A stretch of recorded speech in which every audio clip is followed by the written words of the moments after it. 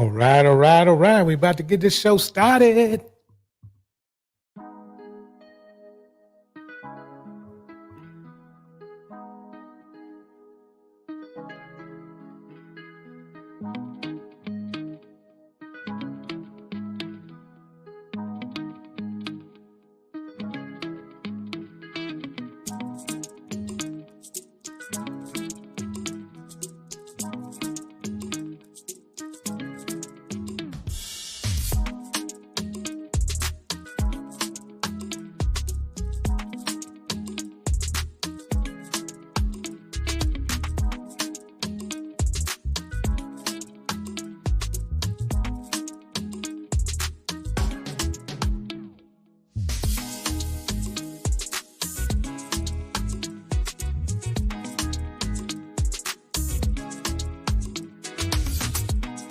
All right, shout out to Daryl in the house, Cindy in the house, Miss RV in the house, all things Nata Jean in the house. We about to get this party going.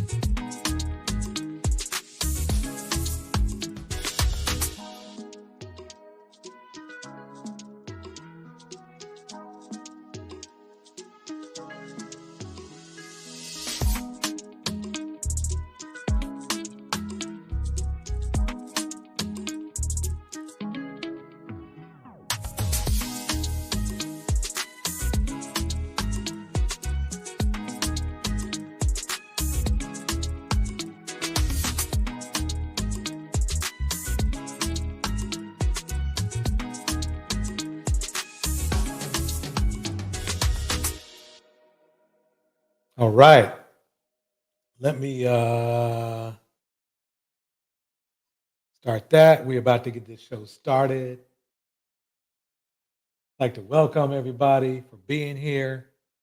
You know how we do it. This is how we go.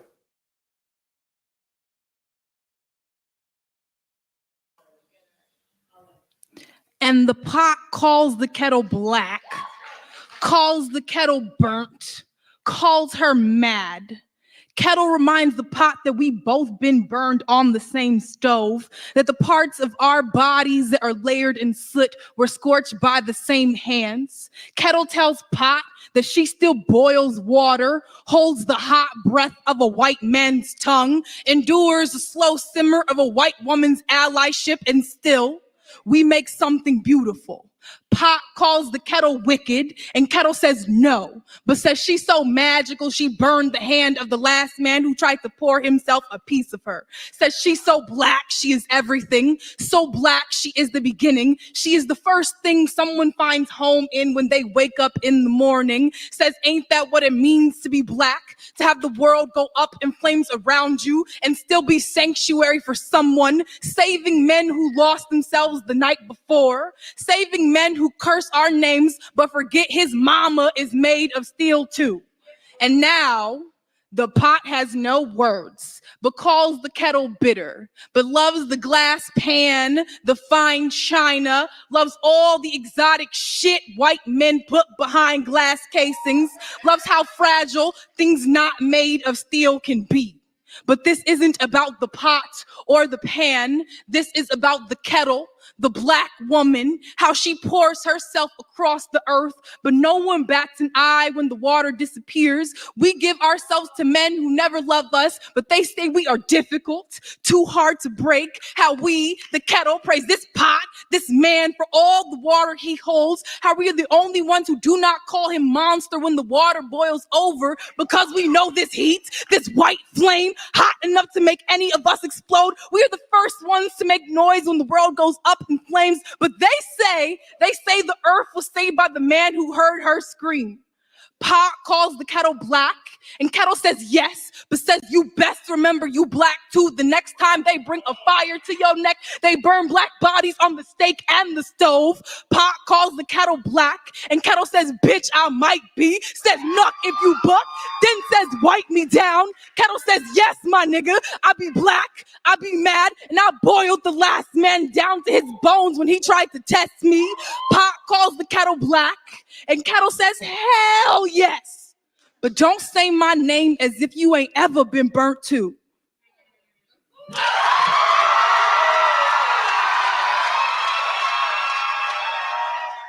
All right. Shout out. Shout out. First of all, that was Asia Wilkerson, by the way. Excellent, excellent, excellent poet. In the house, Chief Goddess. In the house, Sexy Red TV Reactions. In the house, Gemini. In the house, Prism. In the house, You Can't Get Laid. In the house, Monica M. In the house, Jay Daniels. In the house, Daryl Long. In the house, Miss RV. In the house, Cindy D. And everybody else up in the clouds. In the house, all things Nata Jean. Okay, so in the house, Jenny. Jenny is here. Alexander is here. So let's break it down like this. You see how excited the manosphere is getting over Brandy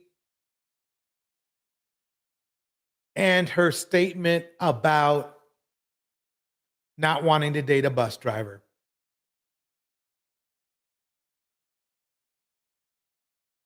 So let's think about this, open mind here. So you fellas, and I'm going to use fellas today because I'm trying to be good. You fellas have no problem listening to Kevin Samuels' rude rhetoric. You have no problem with rating women, telling them, oh, she's got a fat A and all that other stuff. No problem with that. You have no problems rating women. But when they come around and tell you their standards, like them or not, you have a huge problem. You have a huge problem. That is the pot calling the kettle black once again. And I'm just getting started. I'm just getting started. The hypocrisy is amazing. You got to think about that. You have no problem with your shame, blame, explain, which is literally telling women what you want. But when a woman tells you what she wants, you go off on a tangent. You're probably saying, well, this is your problem here. I'm about to break down what your problem is. You're going to love this today. I am about to break down what your problem is. So here you are, whining and confining about what a lawyer wants. A lawyer, by the way, who at least when I looked her up, has $3 million in the bank, and you're mad at her because she does not want a bus driver. She didn't say even a race of bus driver. She just said she does not want a bus driver. And you go off. I want you right now to get your pen and paper and write me how many multimillionaires are married to bus drivers. Male multimillionaires is married to a bus driver. I'll wait. No, I won't, because it'll be a very long wait and it'll just be quiet for the rest of the whole doggone live.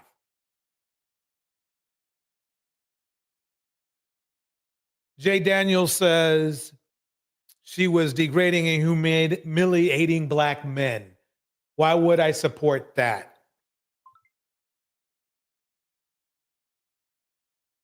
That's a decent surface statement until you break it down. So what you're telling me, and you do, JD, I do believe that is a Kevin Samuels that you have there, you know, a Jedi Kevin Samuels. You mean to tell me, okay, we're gonna, this, JD, thank you, by the way.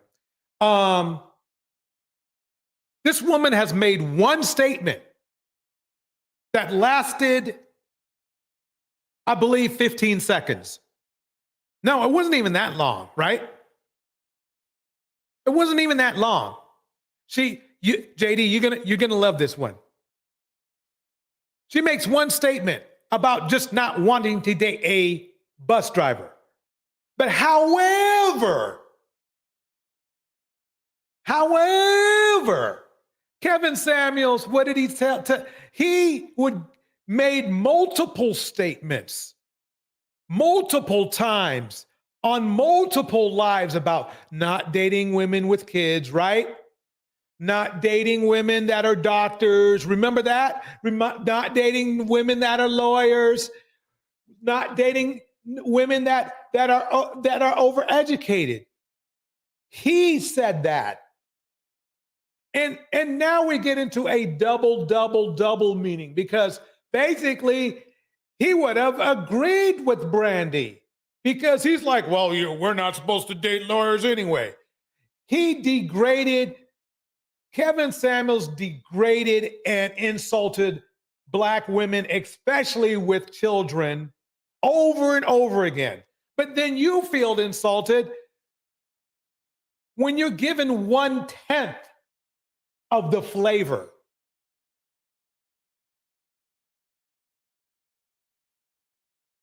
One-tenth of the flavor. She didn't say she's a millionaire.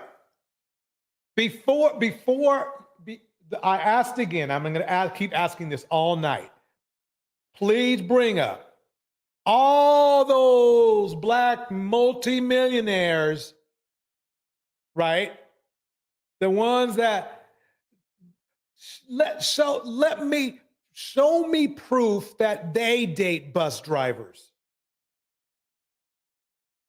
Show me proof that they date bus drivers, that they endorse dating bus drivers.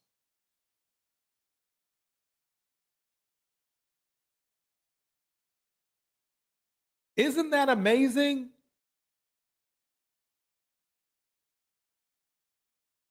Now you see where I'm coming from.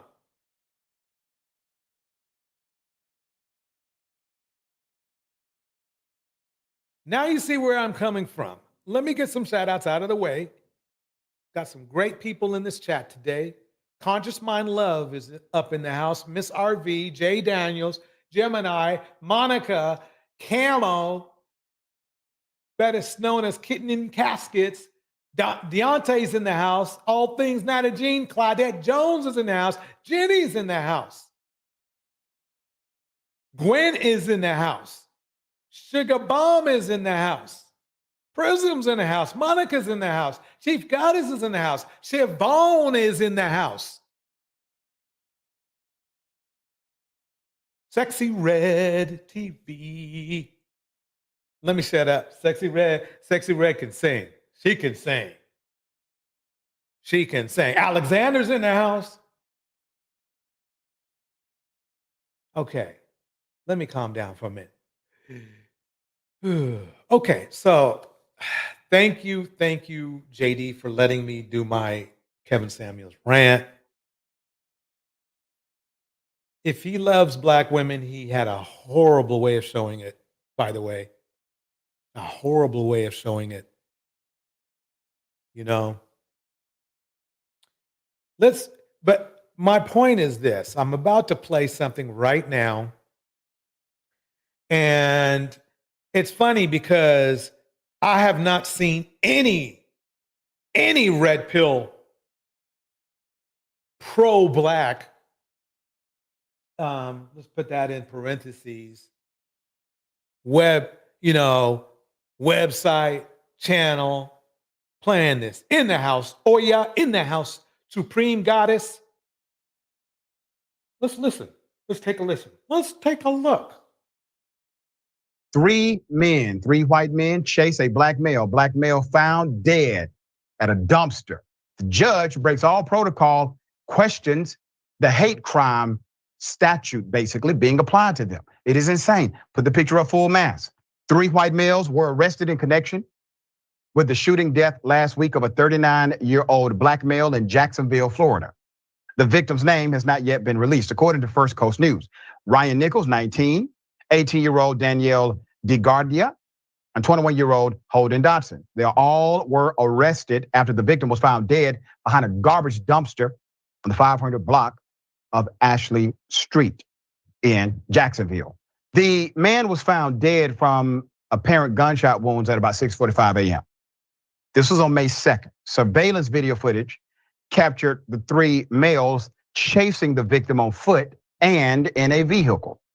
The security footage later obtained by the police showed a Jeep Grand Cherokee carrying Nichols, a DeGardia, and Dodson parked near 100 North Julia Street before the man got out of the vehicle at approximately 2:25 a.m.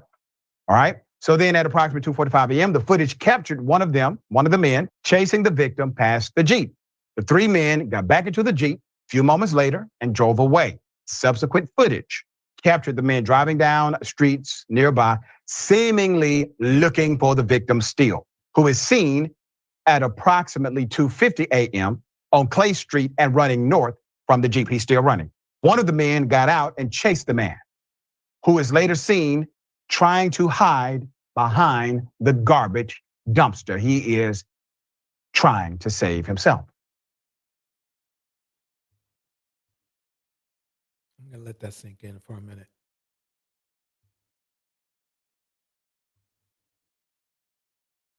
We're out here getting lynched, and you worried about a lawyer's preference. You should be ashamed of yourselves. Fellas, come on, man. It might have, I would be a little bit more lenient and less mean if you guys were concerned about your other brothers getting lynched, but you ain't. You're not. I went through, look through Obsidian. Did you see Obsidian concerned about this? I didn't see Obsidian concerned about this. I didn't see all of those Kevin Samuelite channels. They didn't put this up. Melanie didn't. All the mammies didn't. You mean to tell me the one guy who's not even in the manosphere and that the manosphere can't stand, justifiably, I'm not here to be your friends.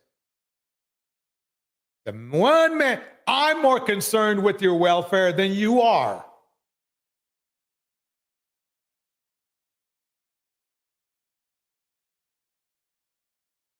That's crazy. Let's keep this going. I got more for you. How about this one? The man who, in my opinion, committed murder on the subway breaks his silence. Let's first go to this video, protesters. Here it is.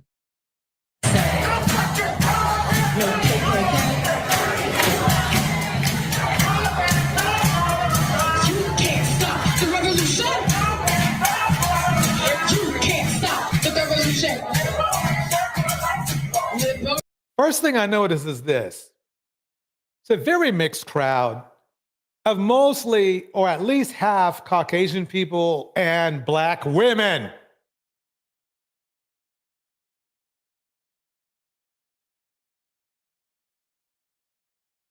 Defending the death of a Black man. No. Anything from Obsidian? Nope. Anything from all the other channels? Nope. So red pill men are only concerned with each other. No, not with each other. I'm sorry. Red pill men are only concerned with themselves and only confer with each other when it benefits them. You're looking for benefits. That's all you're looking for. Look. Let's keep this going.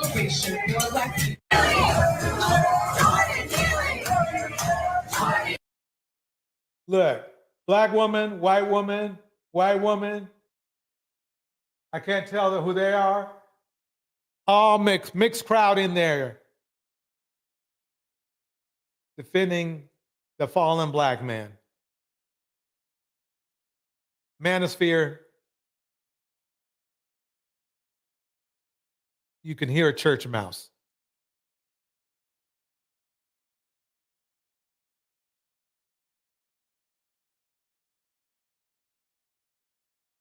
In the house. Mrs. Nurse Fancy. In the house. Camo, in the house. You can't get laid, in the house. Monica, in the house. Gemini. Yeah. I saw that JD put out a bonnet comment, and you don't want to go there because we can have, something, JD. In fact, JD, thank you for that too, because I think I'm gonna have a bandit bonnet night where we're gonna have all the guys who are wearing bonnets all over the place. Not only bonnets and hoodies. Yes. The hoodies over their head when they come on lives. Right. They're wearing wave caps, do-rags, hoodies over their head and shirtless. Right. But they're all concerned about bonnets, weaves, makeup, eyelashes. But they're not concerned about things that are happening, such as what happened to Jordan Neely. Now we have a station break. A station break. This dude is out here doing an endorsement, and I endorse the endorsement. Here we go. Yo, it's your boy Zaddy P, alter ego to the Queen Maker. Back at you with a fresh new trim and the 41 shades of men in pursuit to subdue and use you. It's 41 different types of dudes and what they pursue and use women for. A lot of them ain't gonna tell you the game, they just gonna keep using it on you. But I'm your Zaddy, baby, and I got your best interest at heart. Yo, this your Kane, the pro-black hotel. Man, I know a lot of y'all fell for that one, didn't you? That dude is the one that they sold a black woman on struggling as a black man and needing her to sacrifice herself so to help him fight white supremacy. Meanwhile, he gaming her the whole time with pseudo-consciousness and pseudoscience. He sell her the game so he could feed his defeated ego. Get sex, have babies, make money, while she left holding the bag. Every woman needs that one Splackavelli, a brother she can call when her man ain't doing her right and work it all night. I'm back with another. All right, all right. Buy the book. Buy the book. Princella, she's got a new book released. Check it out. Check it out. Okay. Here we go. This is Your Triggered. Your Triggered has excellent content, amazing content. Here we go. Right off the presses. Your triggering topic. Please watch this, and I'll be right back. And my observation is that most women are men in skirts, meaning that I'm going to play that over. In the house, Sim, in the house, oh yeah, in the house, you can't get laid, in the house, Prism, in the house, Flawless, in the house, Feisty, in the house, Kittens and Caskets. Let me start this over. Topic.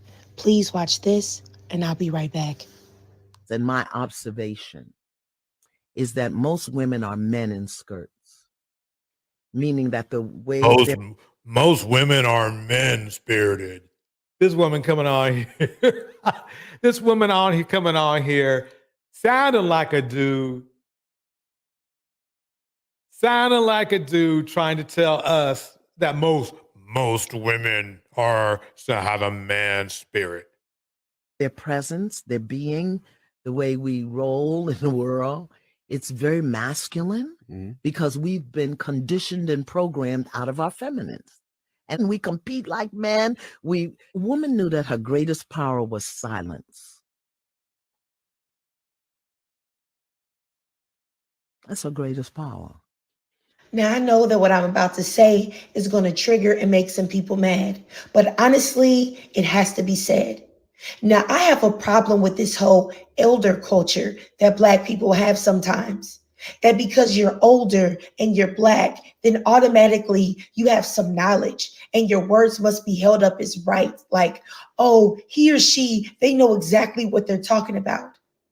This woman is 69 years old and she will be 70 this year with 2 failed marriages and 3, yes, I said 3 divorces. Sounds kind of familiar. Where did we hear somebody else having 2 failed marriages?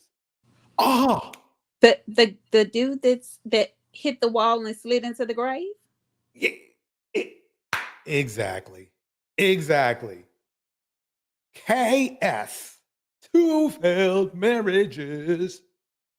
So it seems like this. There's not a problem with somebody who fails to give advice, but they need to at least show they've learned something.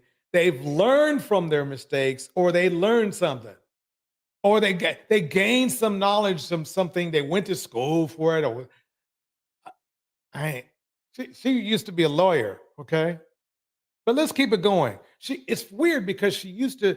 It seemed like she did good work, but after I went through a lot of her videos where she was trying to save relationships, she didn't save any. That sounds familiar too. Here we go. And women are expected to listen to this woman's ideology or what women are supposed to do and supposed to be in order to do what?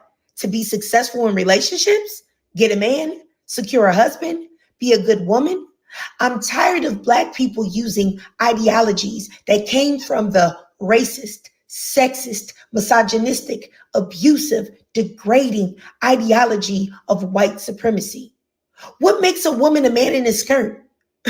Who said a woman can't have masculine and feminine qualities? Who said wanting to compete is masculine? Who makes these rules? And why is the spotlight always on women and their so-called lack of femininity? And even more specifically, on Black women. I don't see this older woman on the Breakfast Club talking about if you want to go 50-50 and your woman isn't staying home and being provided for, then you're feminine. And if you can't do that for her, then you need to get a second job or you're in your feminine energy. I don't see her saying that if a man hits a woman or he's not giving her the space to feel secure, then he's resting in his feminine and he's a weak sucker. I don't see anyone counseling men on what hoops they should jump in and out of to secure a girlfriend, fiance, or wife. And you know what? You never will. Why? Because all of this is rooted in patriarchy.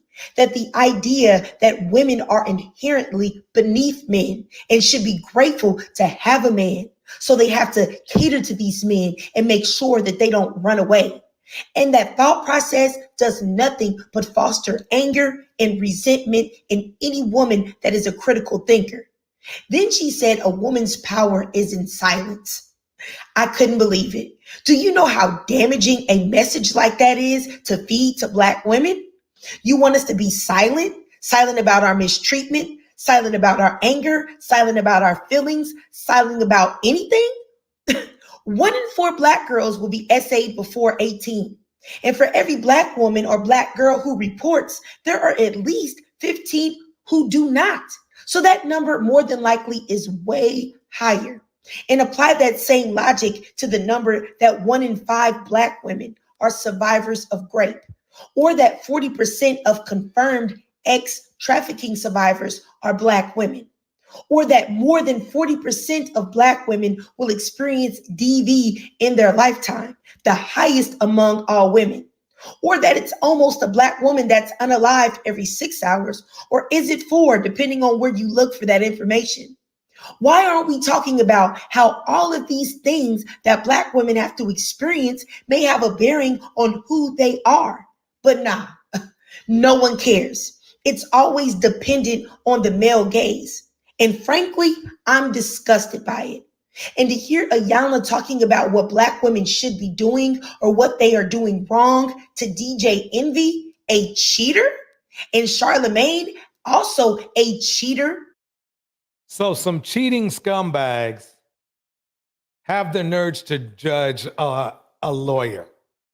She was in her element with those guys. She fits right in perfectly, seated amongst those types of men, because those are the types of men that she attracts.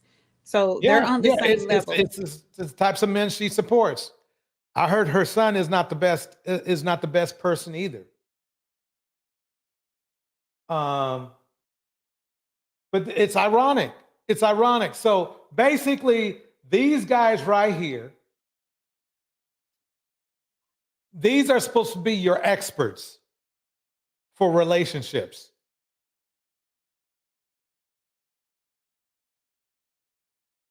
I don't even know if he's Black over here. I don't know who Envy is. And they talk, I mean, it's a Black show, so that's weird, but okay, fine. I mean, I understand. I mean, you don't need to be, I mean, you can be in the culture, I guess. But it's just weird to me that 2 guys that have unqualified themselves to be a positive role model for relationships are giving relationship advice. It seems to be what happens all the time. It's the hypocrisy coming up again. Once again, the hypocrisy is in the house.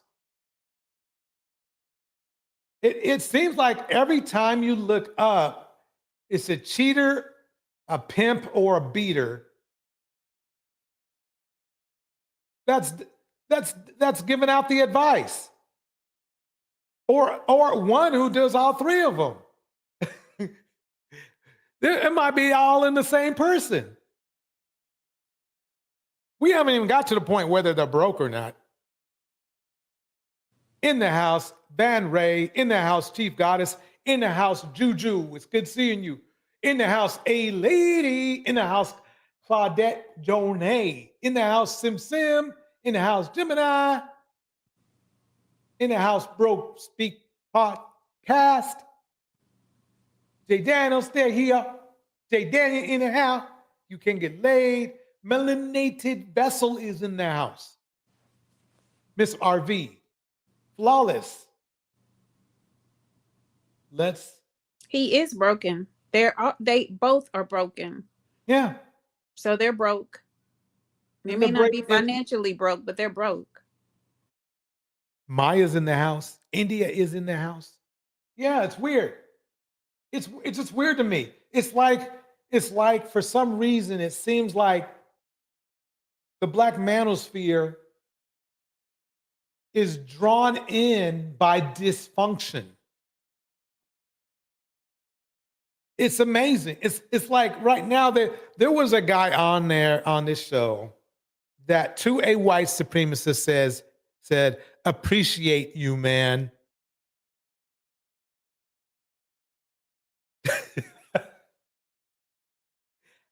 I kid you not. I kid you not. So, cheaters and beaters. And a alleged rapist is completely insane. I really don't know how we're going to stop this BS, honestly. And I was going to say more about this, but this topic is genuinely making me sick to my stomach. Drop a 5 if you watch this whole video. And if you can't donate to my Cash App above to help get my podcast popping, then just do me a free favor by subscribing to my YouTube and drop your comments down below. Please do that. Make sure you go subscribe to You're Triggered. You're Triggered. Okay. So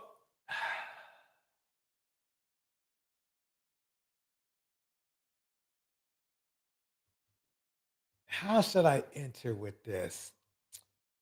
Okay, this gentleman was having a conversation about Ebony K. Williams and how absurd it was for her to have the standards she had, being a multimillionaire. And let's just see the tape and see what happened. Let's see what went down. In case, then there's no point in trying to hold her accountable. We just need to leave her over there, by herself. Because that's going to waste a lot of time and energy. Now, we want to continue to make videos out of it because people watching, we need to draw attention to stuff. I get it, but she's still going home to an empty house. So I'm not.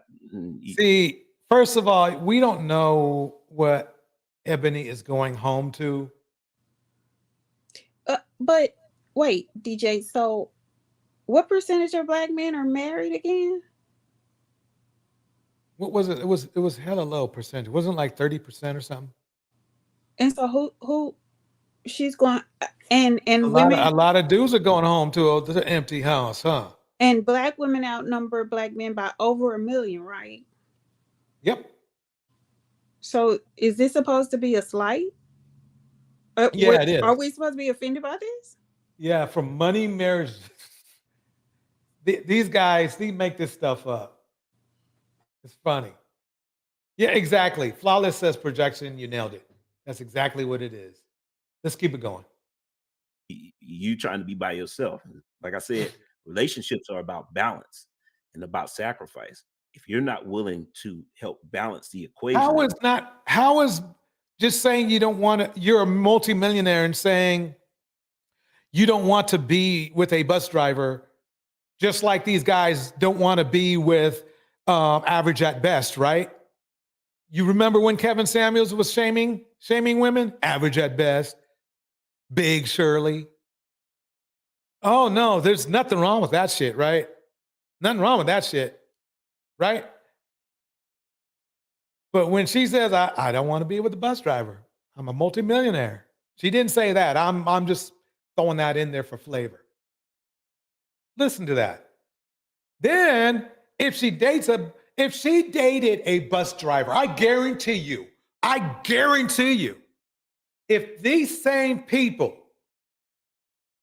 that got mad at her for saying she's not going to date a bus driver, if he ended up knocking her up on the head, giving her hands and feet, okay, like Ayanna's ex did, they would have been like, hey man, you should have chose better.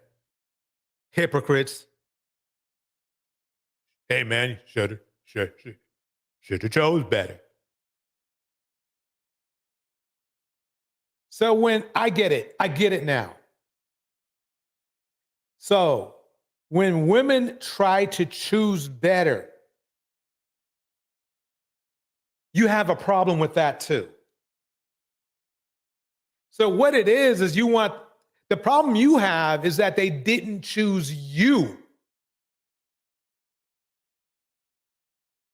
That's the problem you have. Something Bell in the house. Tomas is in the house. India is in the house. Think about, I need you to let that sink in. India said men are emotional. This proves it. Black women are average at best. Black men are having a complete meltdown about a bus driver.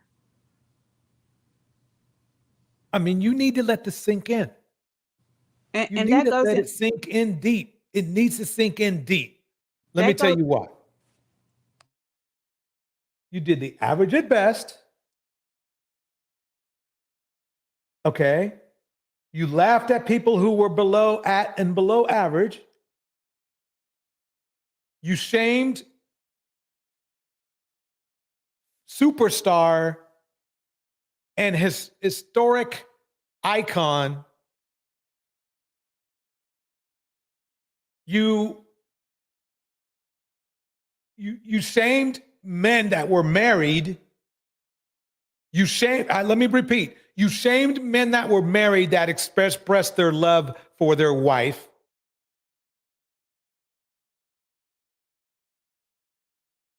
You laughed at the berating that dude did, and you laughed at his jokes about other women.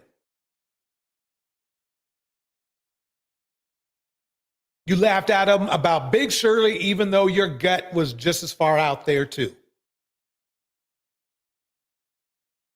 And then you have the nerve, after you said she should have chose better. You have the nerve when a woman says, I'm choosing better.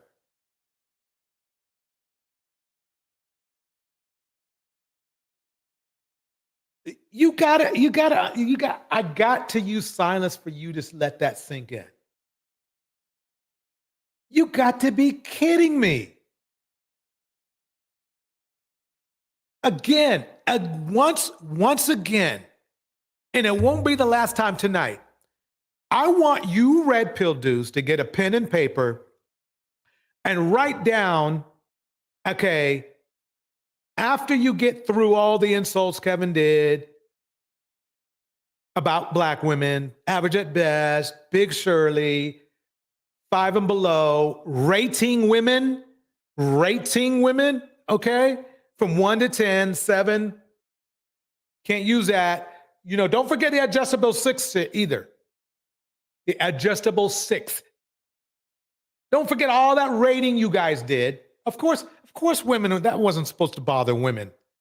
But a woman for once says, look, I'm going to choose better.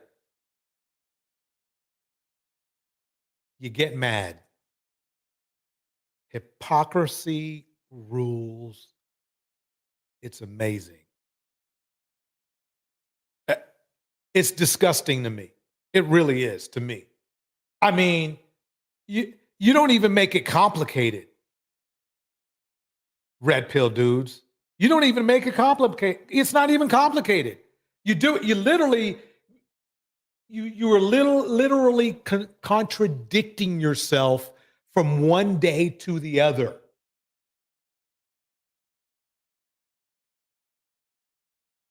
Man, Gemini, can you read Jenny's? I sure will. It's only disrespectful because men believe they are entitled to every woman. How dare you say you won't date me?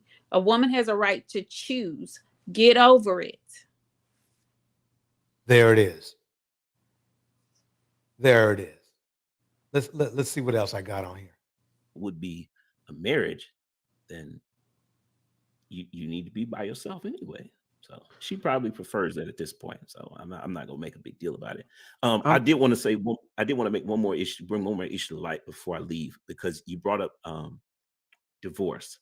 And I get this from the anti-marriage guys all the time. They love making comments on my posts. Thank you guys for helping promote my videos, by the way. But we mentioned the top 3 reasons for divorce, and divorce rates over 50%, and 70% of the time women are filing for divorce. But if I just gave you the top 3 reasons for divorce, or top 5, or whatever, I'm going to talk because he ain't talking about shit. Gemini, can you read Melanated Vessels? Message? Do these guys not understand that all this hypocrisy, double standards, gaslighting is extremely detrimental to a person's mental and physical health? It's abuse. Boom. And you can look that up too. It's a fact. You know that going in, then wouldn't that help you mitigate the risk of a divorce? I mean, that kind of seems logical to me, because we keep talking about these anti-marriage guys love to throw that in my face because I'm pro-marriage, and I'm seeing I kind of like this. This is funny to me because Kevin Samuelites are anti-marriage, right? And he's first trying to get on Eboni, and now he's trying to get on the anti-marriage guys in the house. Hustler and muscular. Vanna Ray's in the house. Camo's in the house. It's interesting to me that someone is saying that these conversations are absolutely insane, yet had no problem listening to other male podcasters berate, bash, demean, degrade, castigate Black women by any means necessary if they were over the age of 25. So I fail to understand why they're having a problem with this conversation. Because in their eyes, the only viable woman is one that's 25 and below. And I do mean and below, because we know a lot of these guys are also predators of children. Exactly. And I mean, look at the guys. I mean, the guy on the left, he actually doesn't look that bad. He looks pretty handsome to me, really.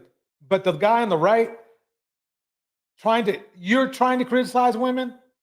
He actually reminds me of, like, when they would do the interview of the dude that was in prison for a long time and he just got out of prison. That's what he looks like that to me. Like they're doing an interview with the dude in the dark room. You know how they used to do the interview with people who wanted to remain anonymous, and it's like he's just coming out of that. Yeah, that's what he looks like. But if you know that going in, why would you still deliberately do it then? There's the first point. The second point is that what I find interesting is that, okay, if you're trying to have a legacy that outlives your lifetime, children and family is the easiest way of getting. You can see he's getting worked up, huh? He's getting worked up. I'm getting worked up too, because I want to read this comment. It's not about bashing women. It's about calling out women's bad behavior and their nonsense. So being over 25 is nonsense? Boom. Done. So I think what you're going to have to do is you need to balance the equation. If you got a better way of doing it and you don't want to get married, okay, well, go do that then. And you want to make videos about it, go make the videos about it. But what I see is a lot of guys complaining about marriage. If I start asking them about, okay, well, how are we going to create a legacy outside of your lifetime? Well, is legacy important to you? Yeah. Okay. Well, how are you going to do that past your lifetime? Well, I don't know. Well, wait a minute now. Marriage works. We know that, because that's children and family, that works. So what are you doing about the situation with kids? Do you want kids? Yes. Okay, well, you don't think, trying to put an energy into vetting the woman that you're going to pick to be your wife, you don't think that's important? Well, all women are trash, bruh. Well, here's the thing with me, man. The reason why I talk about a lot of the things, and I challenge everybody who. What's funny is he snuck in some stuff, because I have to give it to the pro-marriage guy. At least he stood in with 10 toes to in a area of men that, number one, don't even like Black women, okay, and in an area where he's promoting marriage. At least it sounds like to me he is at least doing that much. But it's funny. I want you to watch what happens next. This is going to get very interesting. You see my little super chat I threw up there. I said, this is what I said, just so you can hear it. Eboni doesn't care, and neither should we. However, why are we getting mad at her when Kevin Samuels has made much more inflammatory statements? Let's see what happens next. Who makes content or come out and say anything that's against the nuclear family or even the progression of marriage or whatever. I think it has a way of continuing to push a narrative or start a movement on pushing more people to wanting to be single and want to do away with marriage completely. And I'm totally against that. So anytime I see it, I just get this level of motivation. And He's energy. blinking his eyes quickly because, in my opinion, the guy was talking about him without talking about him. To make me want to come out here and say, nope, that's wrong. Here are the lies. I'm gonna be your big brother right here to tell you that, hey, that shit is wrong. And I could care less whether she accepts accountability or not. The only people that I care about is the young men and young girls that's following behind this rhetoric or this narrative, and it's actually impacting their decisions. That's just gonna put them in the same cycle. And shout out to DJ Torch, man. Appreciate the super chat, man. Y'all don't realize I appreciate y'all. This give me a lot of confidence, man, to keep pushing, keep live streaming and keep bringing in content. DJ Torch Live Network. Super chat $5. DJ Torch Live Network. Eboni doesn't care, and neither should we. However, why are we getting mad at her when Kevin Samuels has made much more inflammatory statements? So I get what he's saying. And a lot of detractors and people who don't watch his entire lives tend to say things like this as far as Kevin Samuels is saying the same thing as other women who. It's funny because he found out later, painfully, that I know more about Kevin Samuels than he did. Right. And they always preface it with, you didn't watch all of his lives. Wait, first, you watched a portion of that live and you're taking it out of context. Then when you say, no, I watched the whole thing. No, well, you didn't watch all of his lives. Well, do you? And then you say, well, do you remember the live such and such? And you go way back and they're like, well, no, I didn't see that one. Right. Right. It's like another term of nigga please. If nigga please was a person, here he is. He just won the award for today. Say inflammatory thing. But if you watch his entire live, you'll see why he got to those points. A lot of women that he talked to, that he sat down and that he pulled up on his live stream, were challenging him on a lot of the things. And basically, he was just telling them what men that they wanted to attract or find themselves in relationships couldn't say because of their position, because they had things to lose. They work in corporate America. They didn't want to get hit with a hostile working or. No. Did he say corporate America? I'm sorry. I almost fell over. He said a lot of these men work in corporate America. Is that right? What I heard him say? Is he delusional? Like, okay, so that right there revoked everything else he said. Like you're completely, nothing else you say holds water. Like, dude, I cannot believe you just said most of those guys in his audience work in corporate America. Right. So, I mean, it negates everything you have to say because you're not even being honest about his audience. Right. Kevin Samuel said that most of the guys are 43.5K a year for the remainder of their lovely lives. That can't be corporate.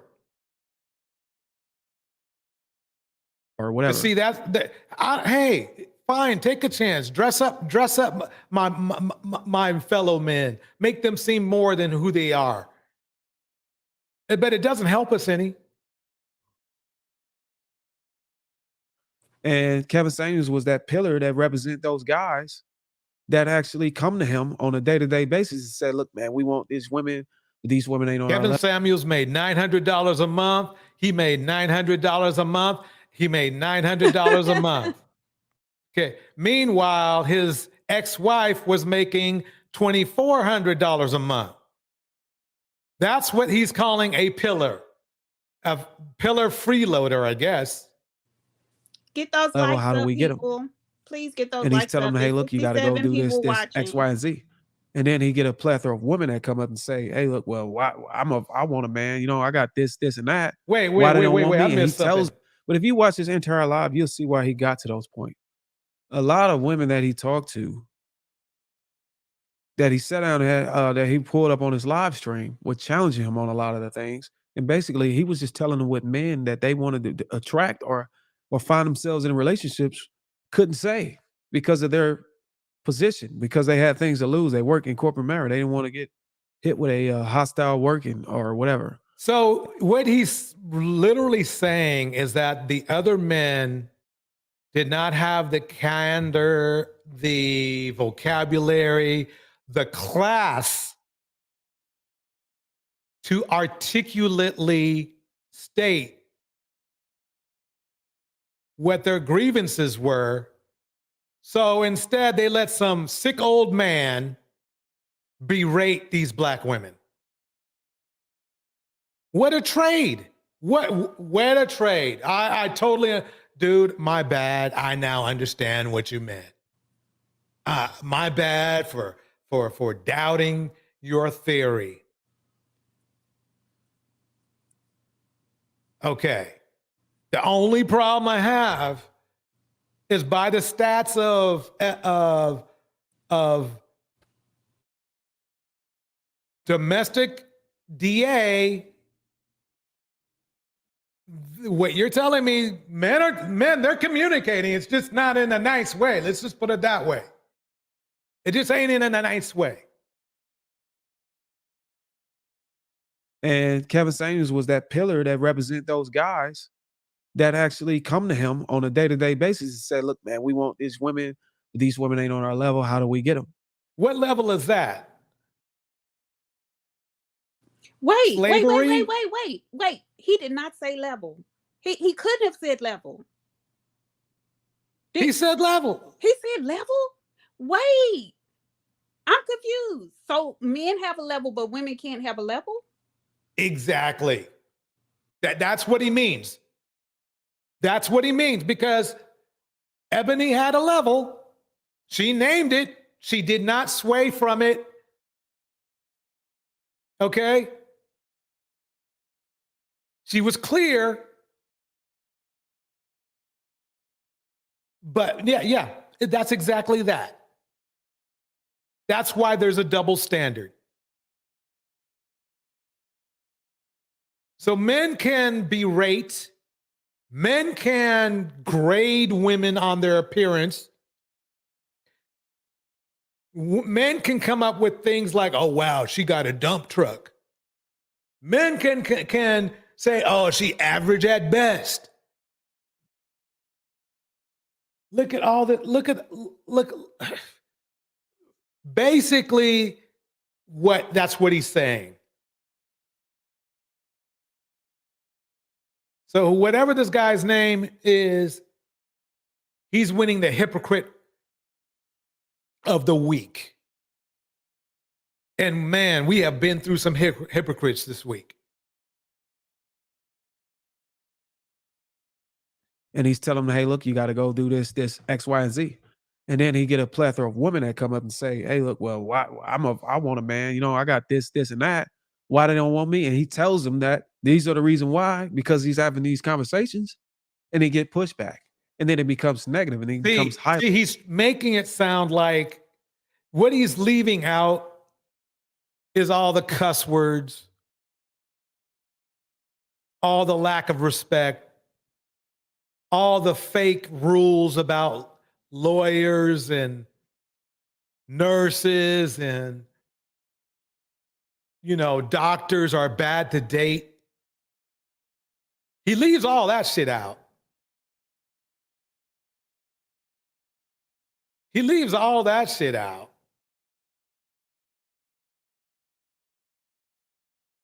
You know?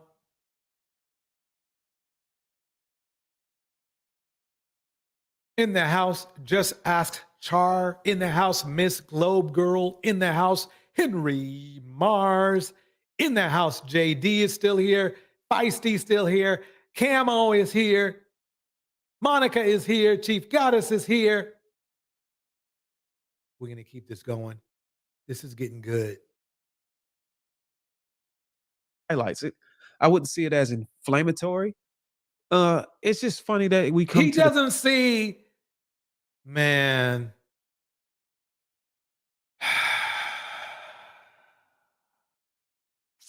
He done did it. He done did it. He done did it. Give me 1 second here.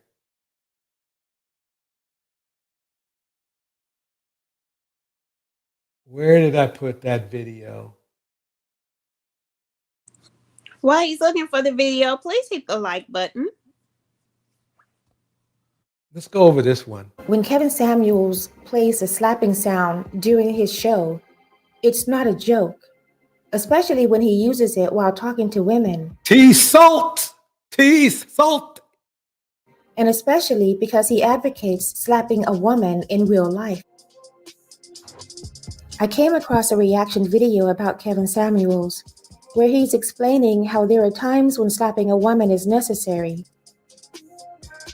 Later, you'll hear the commentary of the two men who made the reaction video on how dangerous it is for Kevin Samuels to put out this type of message to the men who follow him. Kevin Samuels was on the Lapeef podcast teaching men to use physical Lapeef. You already know it's going to be all bad.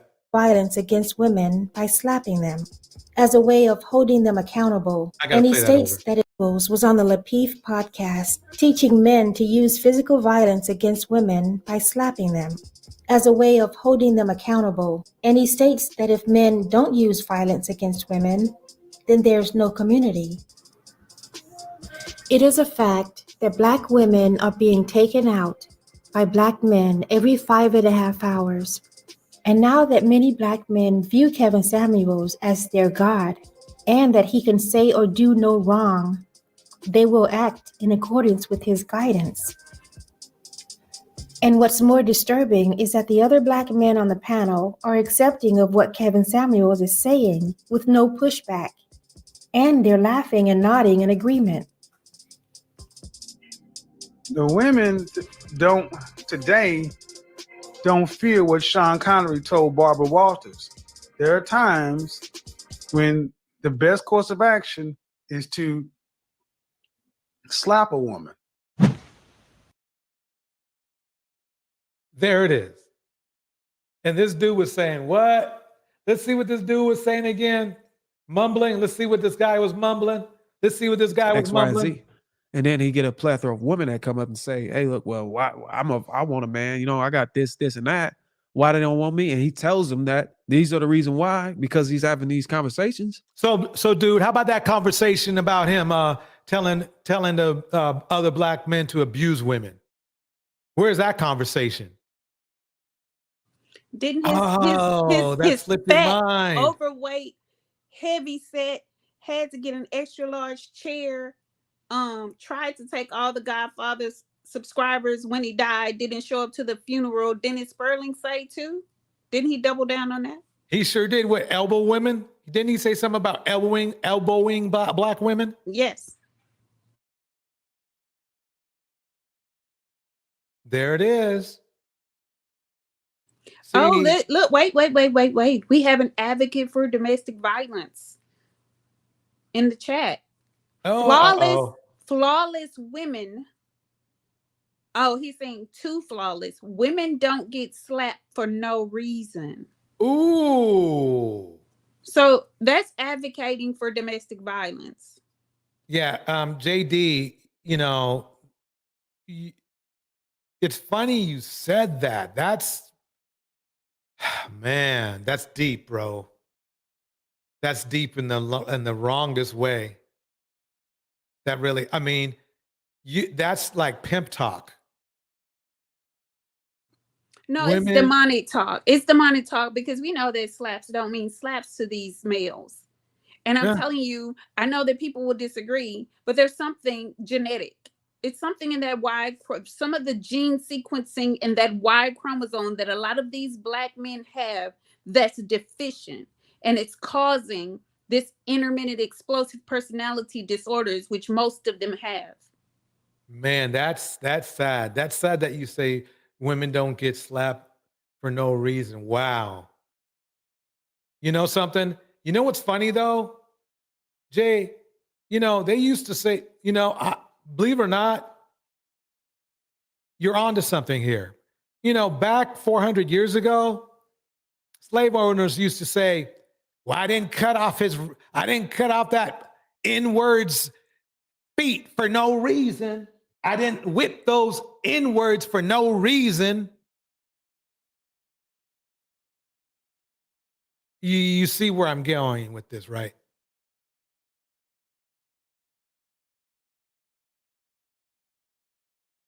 We didn't R-word those bucks for no reason. We had to get them under control. We had to get them under control.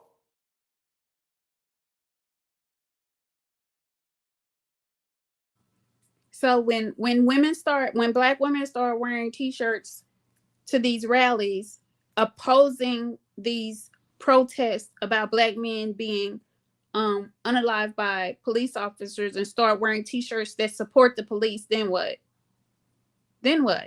Right. Will we be treasonous then? Given the fact that they're unaliving one another every 2 hours and us every 4.6 hours, will we be treasonous? I don't think so. I think Black women, it's in your best interest to support the police, to support all law enforcement. Justifying abuse. And what's funny, let's see, he said, I said at the beginning of the podcast that I have the same birthday as Donald Trump, so y'all have to excuse me. Yeah, Donald Trump is known for abusing women, that's for sure. Exactly, and there's no excusing him either. Yeah. That's why the dude was on trial and had to pay $5 million. Stay on trial. Man, I mean, you have to admit, I mean, man, it's like, if that's, I hope you don't mean that he's your role model, please. It would make sense, unfortunately, but let's keep it going. And they get pushback, and then it becomes negative, and it becomes highlights. I wouldn't see it as inflammatory. It's just funny that we come to the time where, if you think Kevin Samuel's comments were inflammatory, please put a 1 in the chat. I will wait.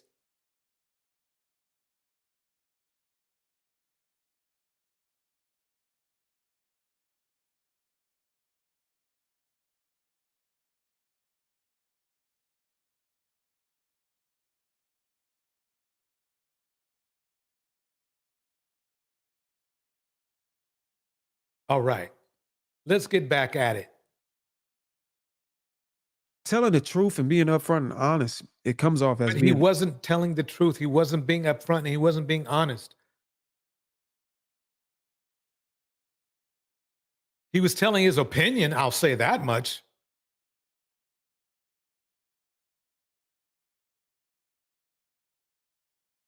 inflammatory. I never understood that. This just tells you the type of dude this guy is. He seems laid back. He might even seem cool to some of you. But anybody who supports somebody vehemently like this, someone who was extremely abusive themselves, he only can provide the same. He's one of those guys that can get away with it for a while because he doesn't present that way. Right. This is why we tell you, if they speak of any Kevin Samuels jargon whatsoever, modern women, anything like that, say you have to go to the restroom, sneak out the back door. Be a time where you can be truthful, you can be upfront and honest, and it wasn't inflammatory. It was just being keeping it 100. So keeping it 100 is being disrespectful. That's what he's saying. So I guess that's what it means. So you can you can physically abuse somebody. You can verbally abuse somebody. You can demean somebody, but as long as you're keeping it real, it's okay. And we got another shot. Shout out to DJ Torch Live again. I watched literally every show. Okay, well, I watched a lot. I didn't watch every show, but I watched a lot of shows. Bam! And I saw him break down his stream, his points, and his approach to what he wanted to talk about. Is this not exactly what I said? And I haven't even seen this. This is what they do. Right. This is what they do. You'll say something. They say, well, you took it out of context. You got to watch the whole show. And then you say, I did watch the whole show. Well, you don't watch all of his shows. And then when you say, I watch literally every show, what did he say? He said, well, I didn't watch all them shows. If Nigga Please was a person, I'm telling you, he's competing. I don't think he'll beat Angry Man, but he's getting up there. He is getting up there. I think it's time. I think we should bring people up. I think everybody's there. They chomping at the bit. Yeah. And while you bring them up, I want to acknowledge that Jay Daniels put a few women in the chat that were unalived by the police. And he has the audacity to say that's why black men don't support the police. No. Black men don't support the police because they're criminals. Because they're the ones that are always committing criminality. So criminals don't support the police. So stop playing with us. Let me go to the next one. So we have a good idea how he thinks. Now this is going to be very quick. This is really just a show, a photo op, really. This is what Obsidian put up. Talking black while sleeping white. Personally, and the funny thing is I'm black, but I find this extremely racist, first of all. Of his insinuation. And hypocritical. Extremely hypocritical, since he gave over the manosphere to what color person? A white woman. So is he talking black while sleeping white or while bowing down and you know? I find that amazing, and this is a perfect spot for us to introduce the news people to the panel. We have ADS, and we have Camo. ADS, how you doing tonight? Well, brother, how are you? Can you hear me? Barely, just barely. Hold on, let me pull up to the mic. Can you hear me a little better now? A little bit better, yeah. Cool. Yeah, just to kind of listen to the show for a quick minute, right? Just to sort of get a feel for what's going on here. I don't see anything wrong with it either way. I mean, a man meets a woman meets a man. You like them, you like them, right? I think this interracial thing is outdated. You know, I think in society, I think it's just more about people. Sometimes you meet a person you like that's of a different culture. Sometimes, you know what I'm saying, you meet someone of your same culture. But either way, you know, I don't have any type of, hostility towards it either way. So. Right. I agree 100%. Camo, what's on your mind? She had to drop off. All right. So I'm not gonna even play Obsidian's video because it's live and it's gonna take long. But there is a Please kind don't. of a Please caveat don't. difference. No, let's go. It's okay. Let's go. Go ahead. It's my apologies for interrupting you, but if you're talking pro-Black agenda, right? If you say you're a Black nationalist or, something of that nature, it's especially pro-Black. If you say you pro-Black, do you know what pro-Black means? That means you only deal, you only buy, you only basically surround yourself in your community with that certain type of person, right? Right. Or anything. So dating out and sort of being Black in, I mean, I don't have any beef with that at all culturally, but it's kind of oxymoron if you're carrying an agenda around saying that you're pro anything, especially pro different culture or different, set of peoples, and then you still kind of shop at Walmart, right?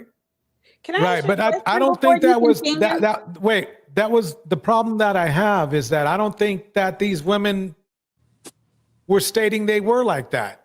They might be positive. They might be stating positivity in the Black community, right? But it doesn't mean they're like, oh yeah, pro 100, 100% Black, that kind of thing. And plus, I do remember a lot, at least back in the 70s and even in the 80s, a lot of pro-Black music artists and a lot of pro-Black philanthropists had non-Black spouses or non-Black partners. Where is this coming from? I'm not justifying it. I'm just saying that that's what happened. Where is this coming from? Wait, where is this coming from? Why was that brought up, ADS?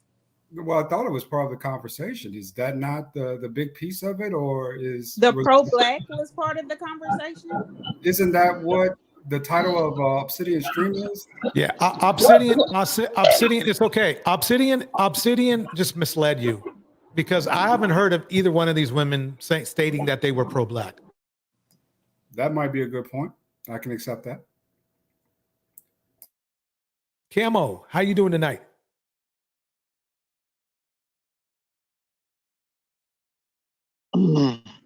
Camo, are you there? Your mic is off if you're there. I'm good. How you doing?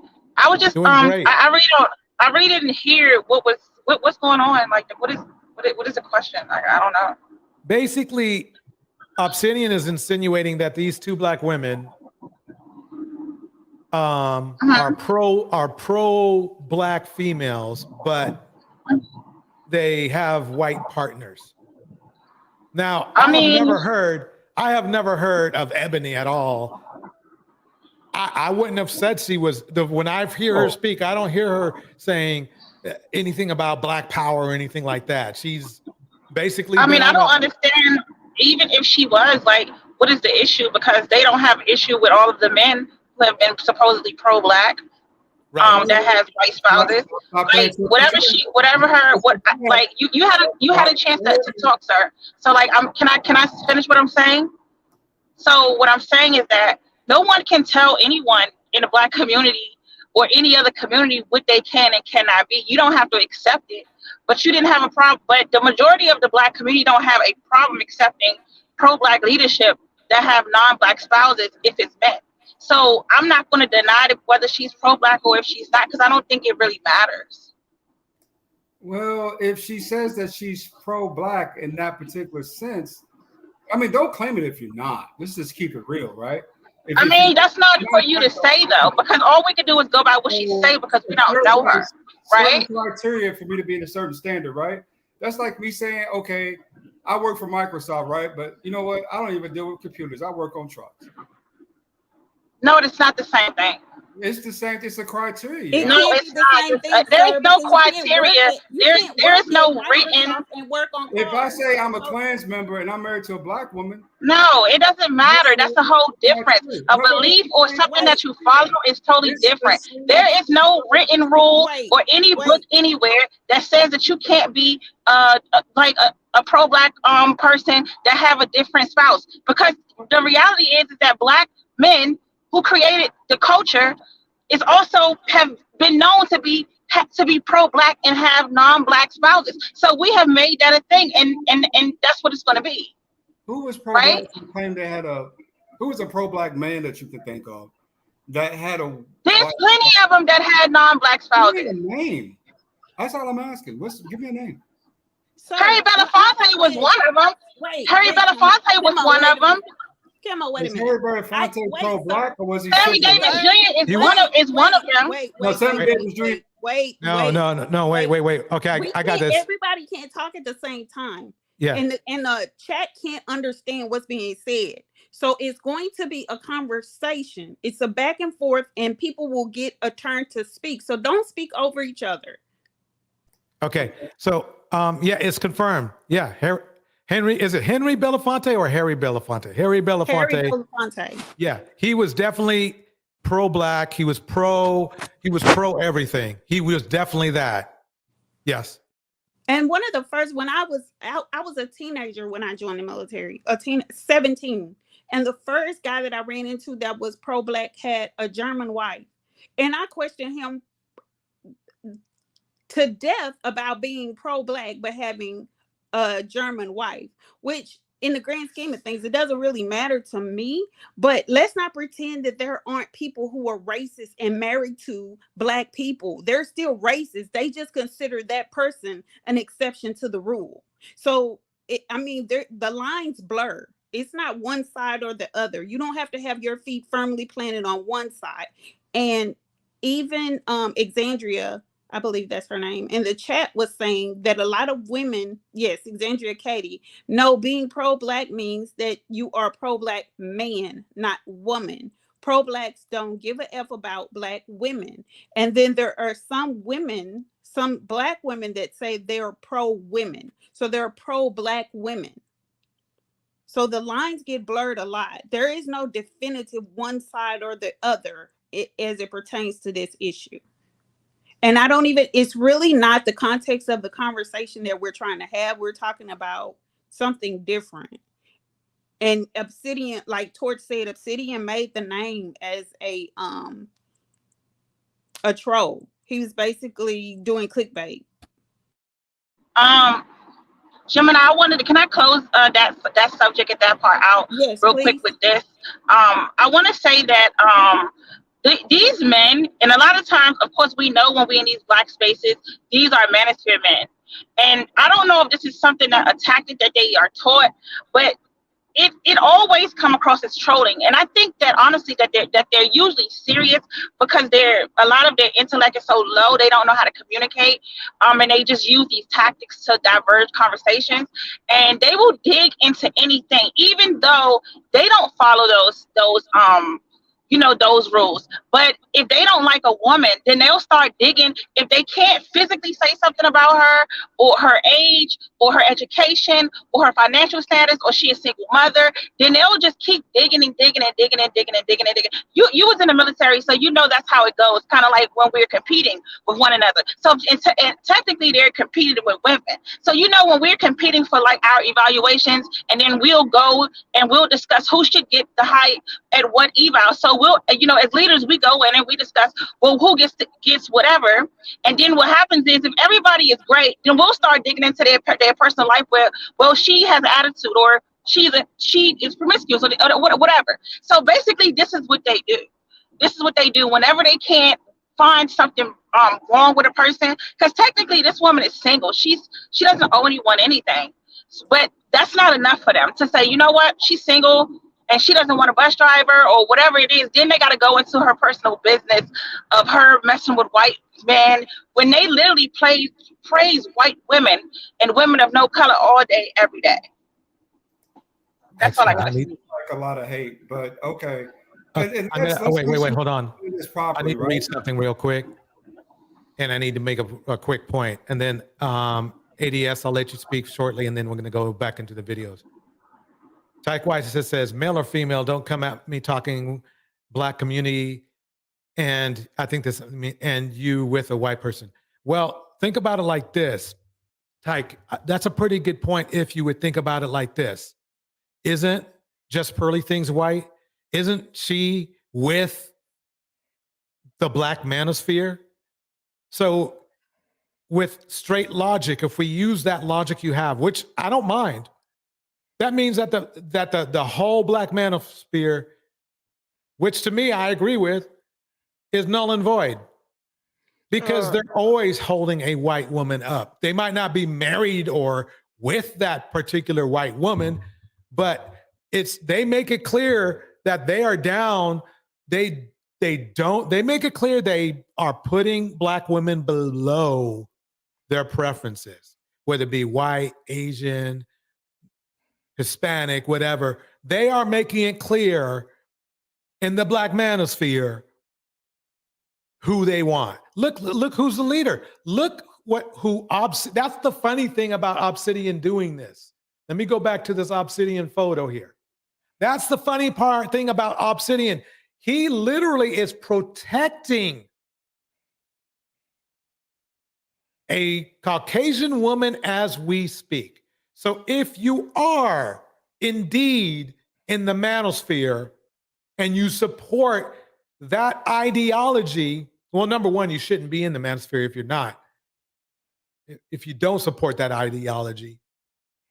I mean, you have to understand, you may not change and you may just blow this all off, but you have to acknowledge, at least at this moment, that this is some hypocrisy straight up 101.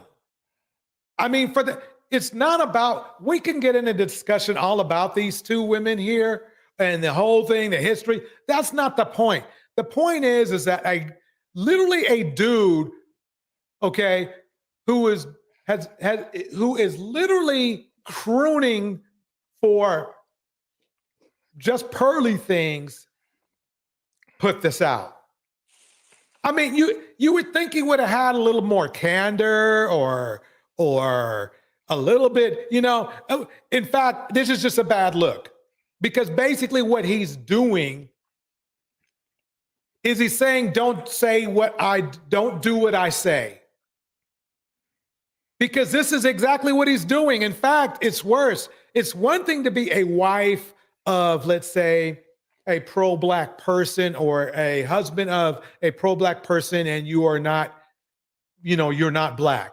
It's another thing when you literally hire somebody to be the leader of Black men, and not only are they not Black, but they are let's say hardcore anti-Black, in my opinion.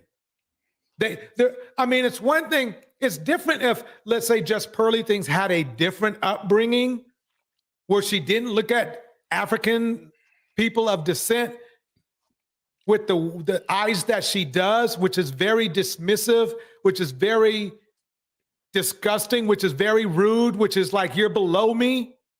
That's why she's doing all this, because any other normal person would have just said, let this blow over. I know I made a mistake bringing up a famous, not any racist, a famous self-proclaimed racist onto her show.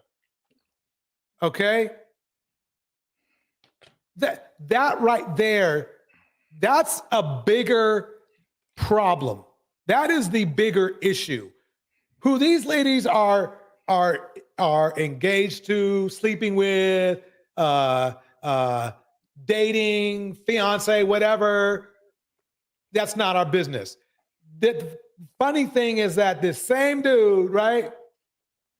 Same dude, Obsidian, has no problem with Black men being overly promiscuous. At least these guys stayed with the women for a little while, hung out for a little while.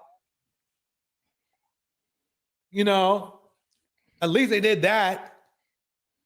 I don't know them. I don't know anything about them. But I think she was from what I know, she was with the other guy for what? 3 to 6 years. I don't know. It was something. 4 years. Okay.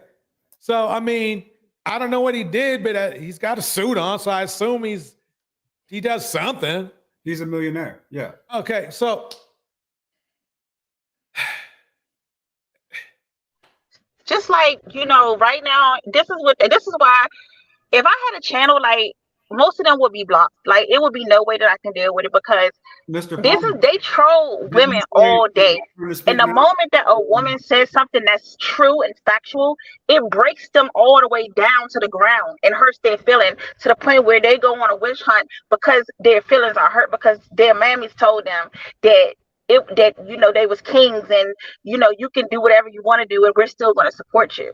Like this bandit in the comment section talking about black women hair, when we clearly watch y'all put Sharpies on your beard and make Sharpie hair on your head while also sprinkling synthetic hair out of a seasoning salt bottle.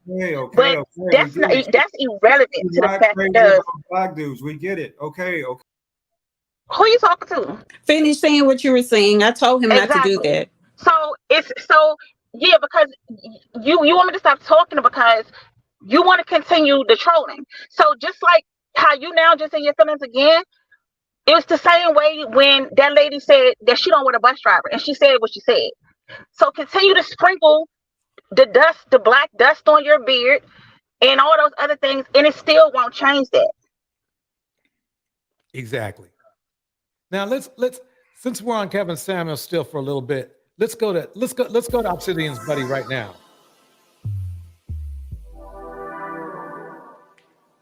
I wanted to go to this part first.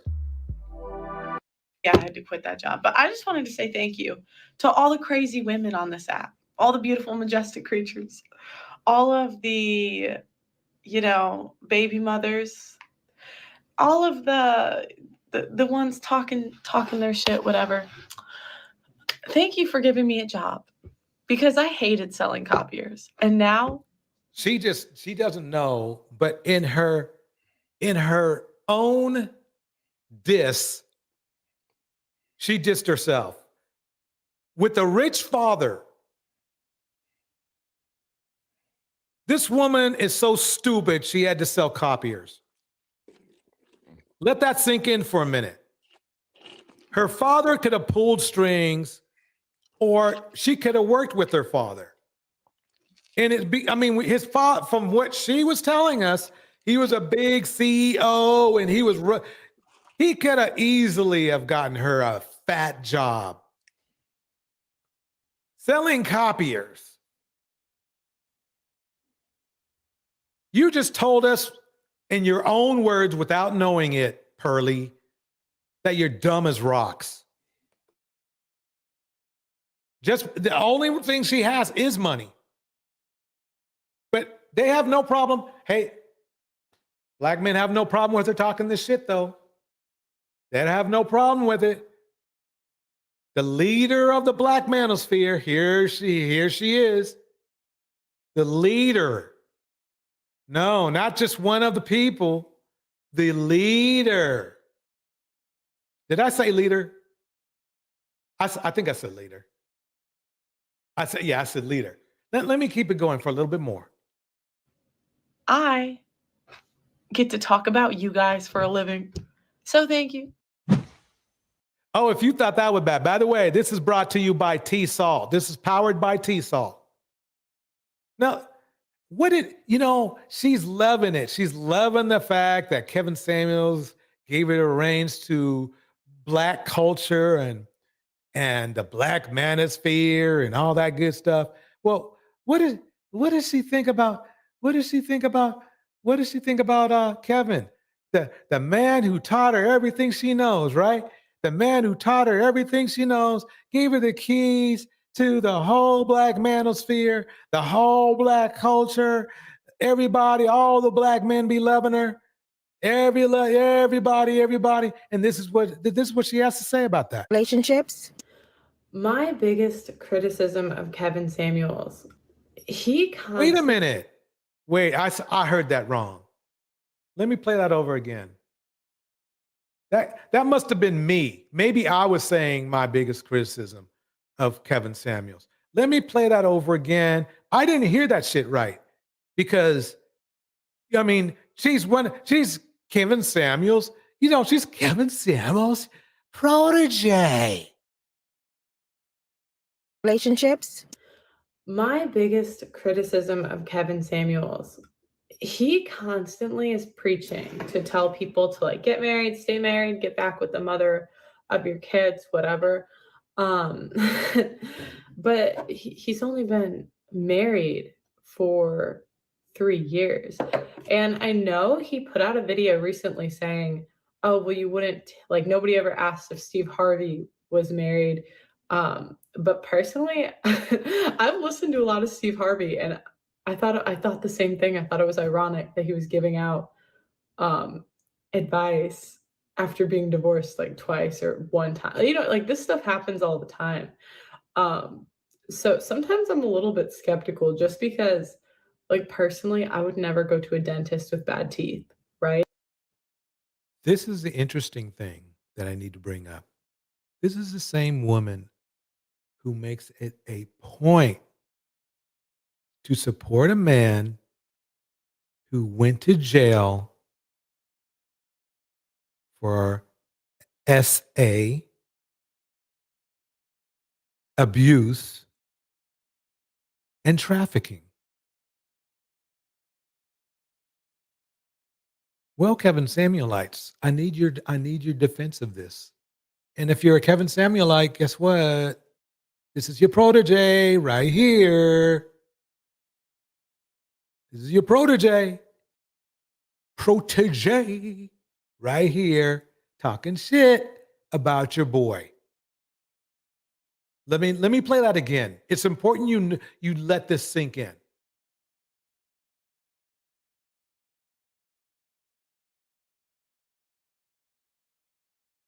Let me be. I'm shipping it back a little bit. Here we go.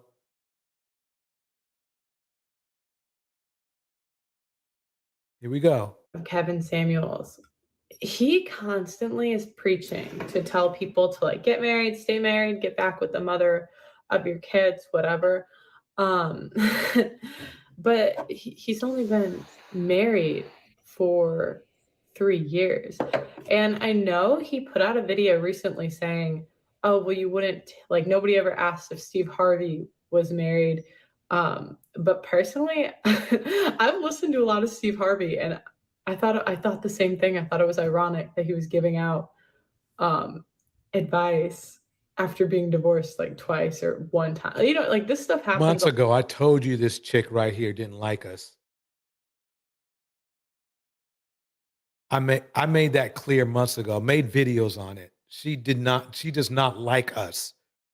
I grew up in a mostly white city. I grew up with women just like this.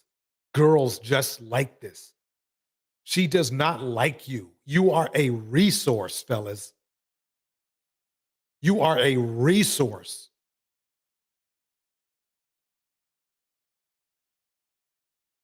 You're a resource. You're something for her. You're a hobby. While she tears down the whole Black community, raises up, supports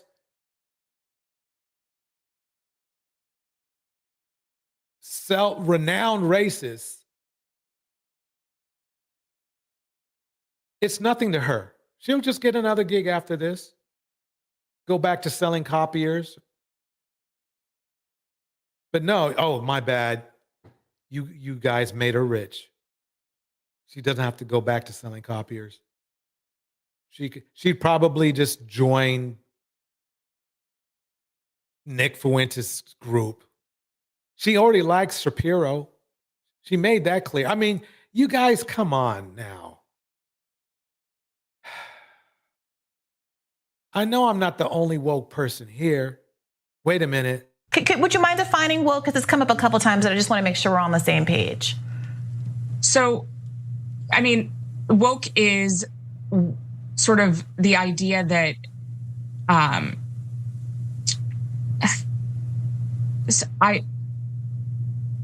this is going to be one of those moments that goes viral. Yeah, it certainly was. Black men, we still love Black women. Liars. Black men have left and they are not looking back.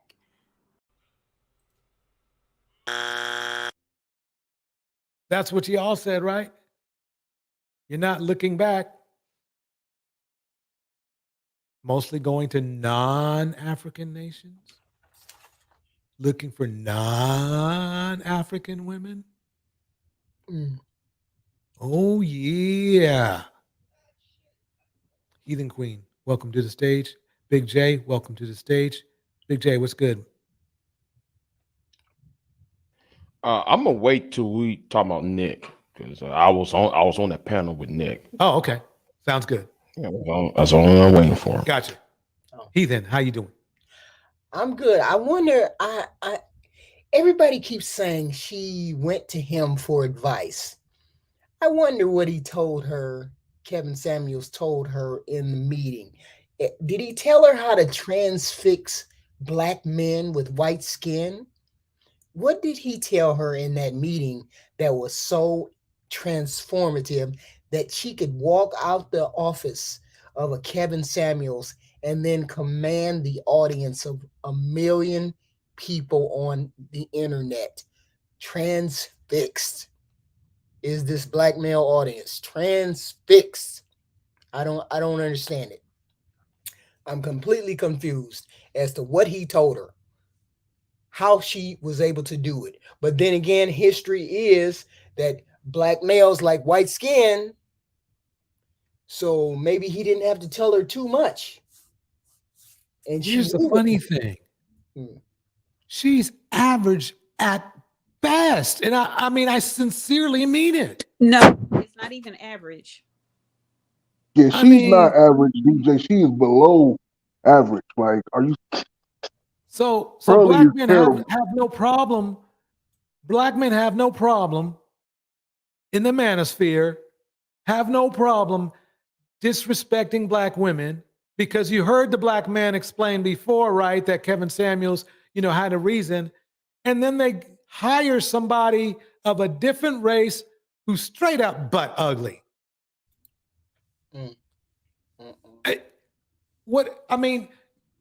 Late fellas.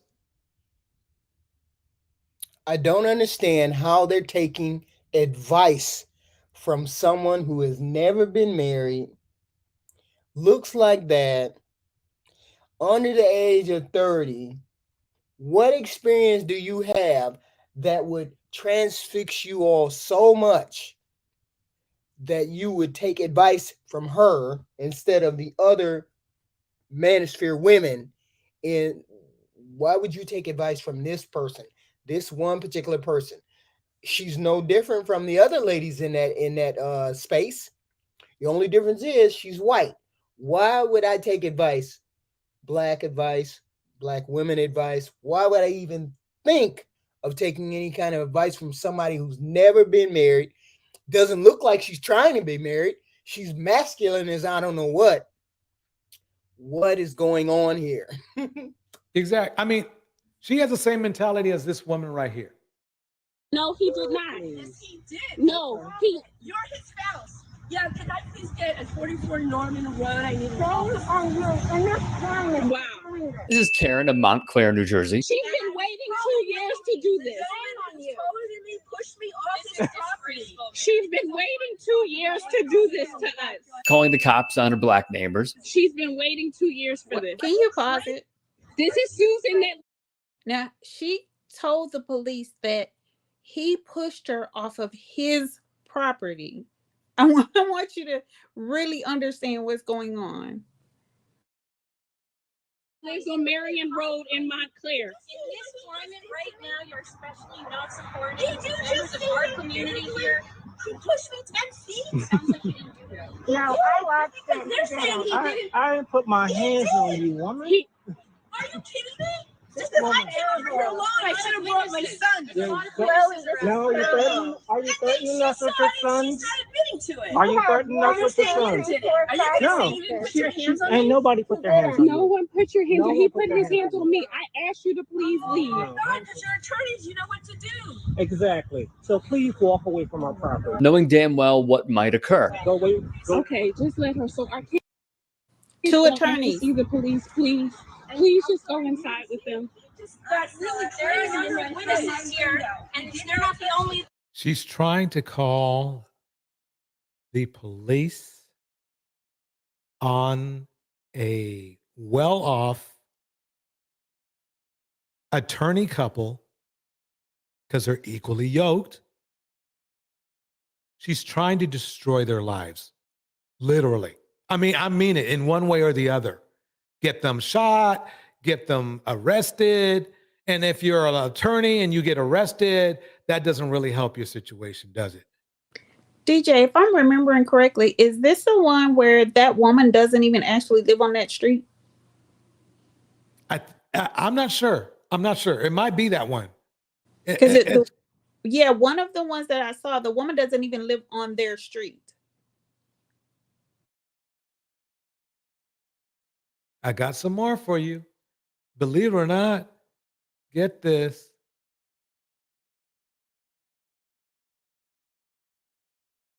Get this. Prism, I think I got it. I got Obsidian's video in the mix.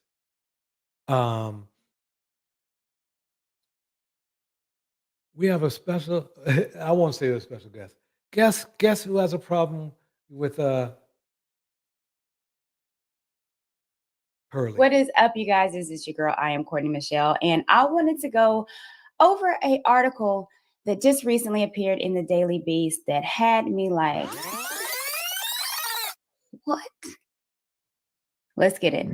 Now, for those that don't know, there was a mass shooting at a mall that happened in Allen, Texas, that took the lives of 8 people. And while we're trying to figure out how that happened again and ways to prevent it, what's also going on is trying to figure out who was this monster that decided to open fire in a mall. Okay, I know this seems kind of funny coming from her, because remember now, she wrote here, Texas mass shooter was influenced by just Pearly things. This is not. This is something she might have want to think about, because she is a very, very avid supporter of Kevin Samuels. Well, who influenced just Pearly things? Ding, ding, ding, ding, ding. You guessed it. Let's keep listening. Well, the Daily Beast found some stuff about this guy that I thought was important to share. What they found out was some interesting stuff. Well, let me stop her for a minute, because she goes on for a while anyway. I want to get some shout outs in that. Shout outs.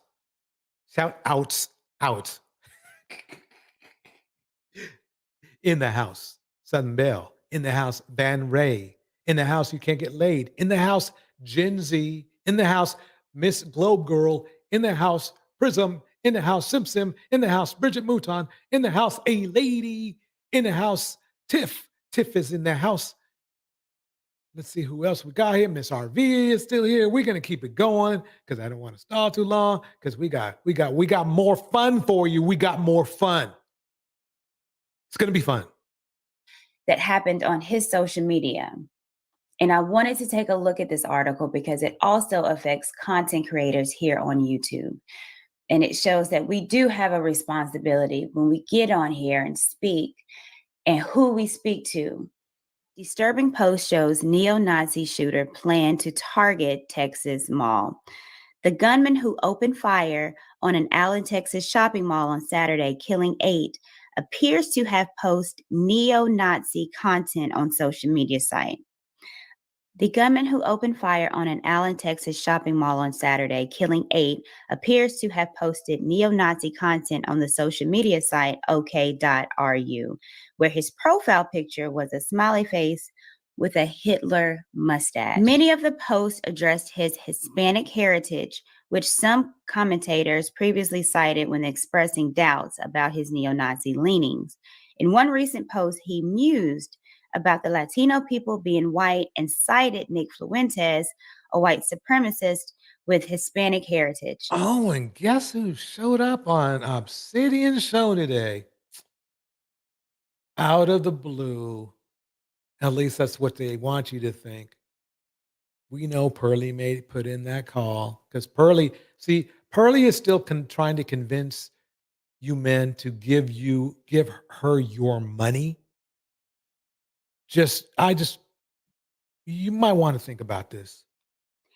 Hell, Nick Fuentes said something like that while he was on the Pearl show.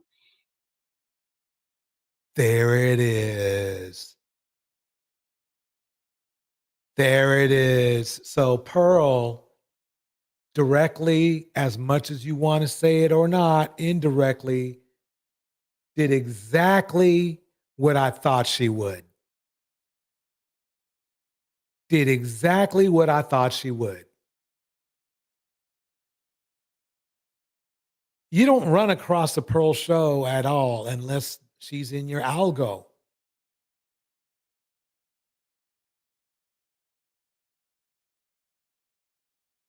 We need to sit on that for a minute. She influences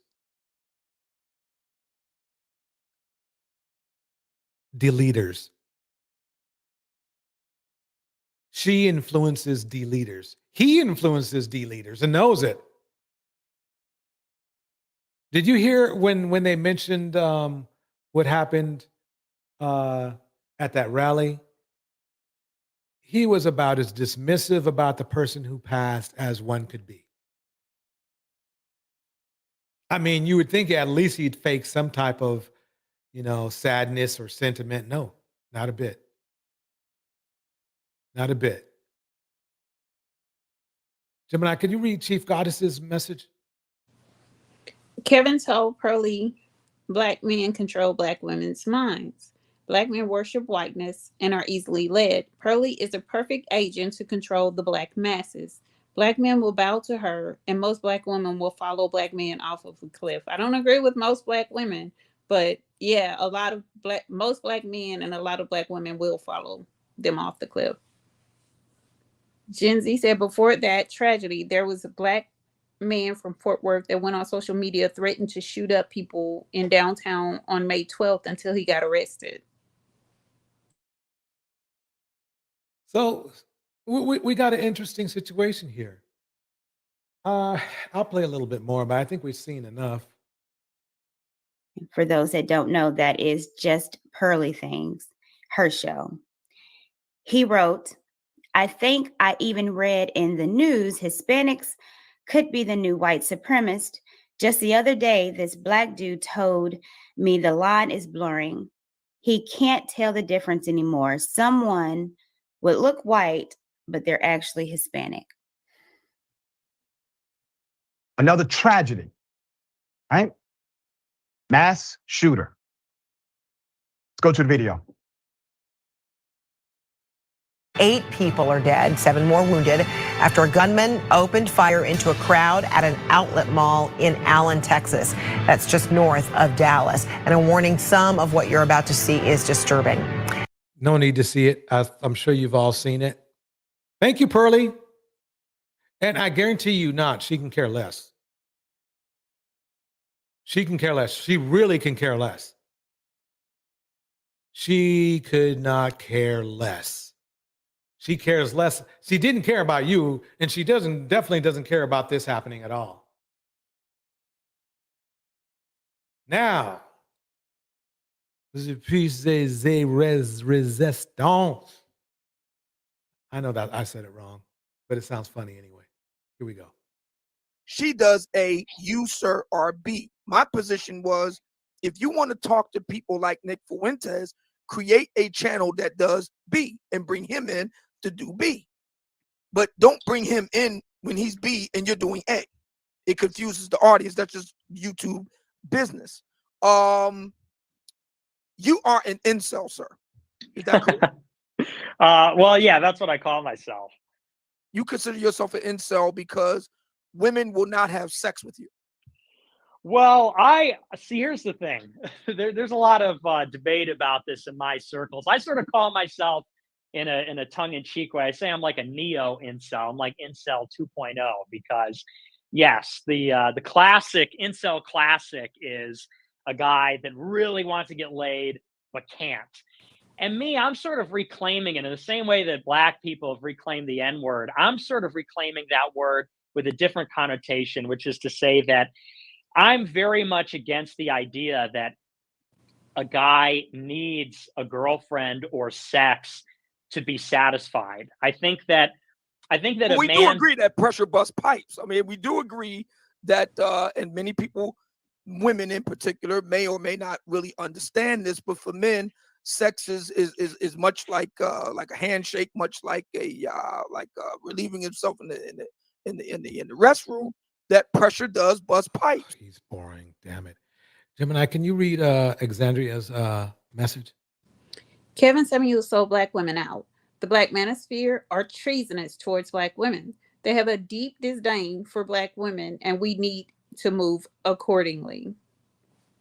There it is. So we definitely need women for that purpose. I agree with that. You say you're a neo-incel. I'm not understanding.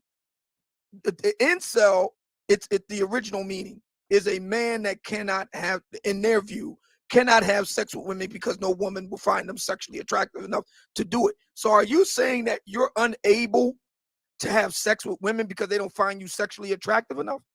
Oh, no, I'm totally hot, and I think I could totally get laid if I wanted to. What I'm saying is that I think that guys should not put that first. I think that that's a big part of the problem. And even in this red pill space, I support a lot of the people in this space, actually. Like, I'm a huge fan of Andrew Tate, Tristan Tate, huge fan of Sneeko, Pearl.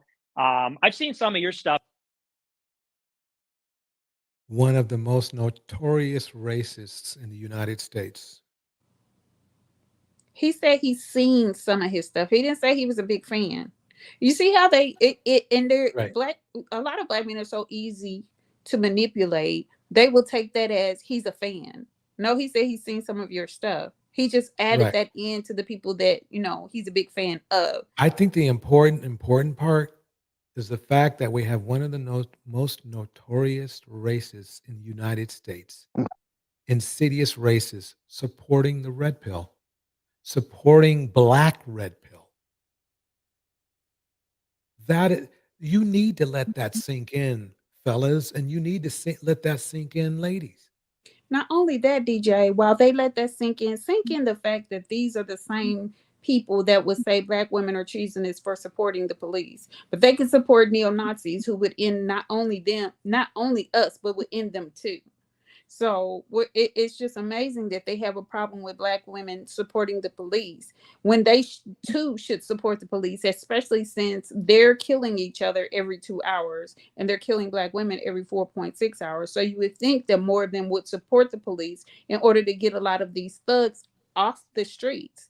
But somehow we're treasonous for supporting the police, but they're not treasonous for supporting neo-Nazis. Make it make sense. Exactly. And I like a lot of what you have to say as well. What are your views? What are your views about my take on black female fuckery? Oh my God! Right there. Did you hear that? Right there, exactly. As long as they believe that these guys stand firm with them against Black women, they don't care. It's as though, this is how I envision it. Black males are sitting around and watching Black women get slaughtered, and they're getting slaughtered too, but they can't pay attention to their own slaughter because they're so enthralled with the slaughter of Black women.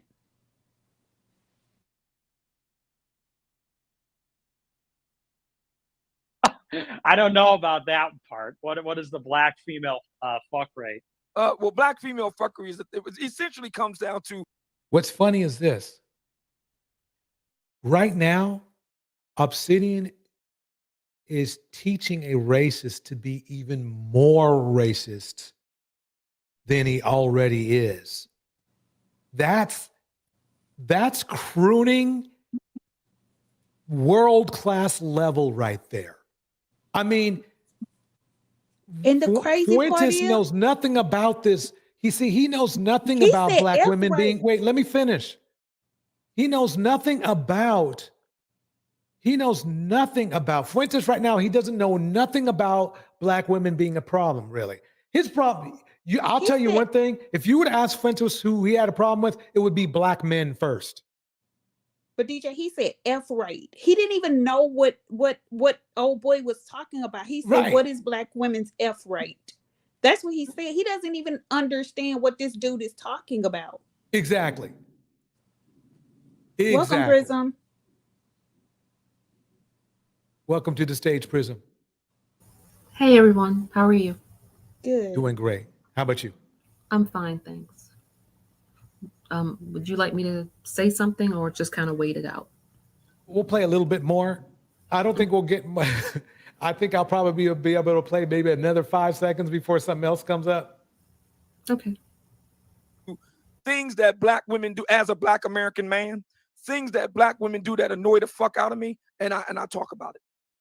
Gotcha. Well, yeah, that sounds like something I'd agree with. But, well. This croon right here. Did this croon know that other races don't do this? I'm gonna take it to the panel. I need to cool down because he doesn't care at all. And again, it just goes back to the imagery that if you can envision it just goes back to what I just said. They will sit in a theater with lions loose. As long as the lions are tearing apart black women, they're all happy and they're not paying attention to the fact that the pack is behind them coming to eat them too. Cynthia calls them treasonous coons and nothing ass bitches. And also, what else does she call them? Like, broken buck bandits as well. And they live up to all of those titles. Pretty much. Prism, what are your thoughts?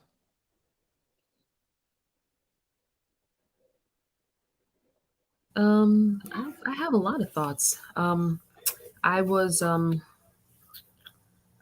trying to figure out how to say this in a nice way.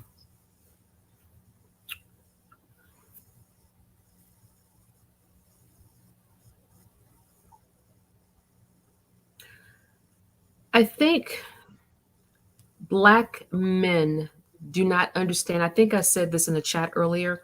They don't understand the sophistication of the tactics and the maneuvers and the agenda of white supremacy in America. And I think that Black men are so, and I don't want to say every Black man, but I want you to understand where I'm coming from.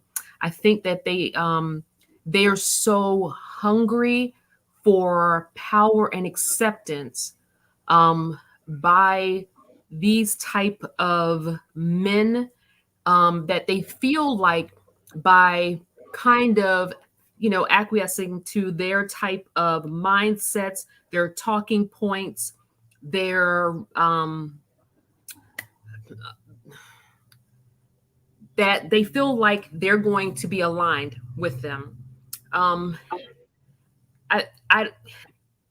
don't think when I sat there yesterday, I listened to the whole thing and I went through today and I listened to some other points to kind of document some things that I was concerned about.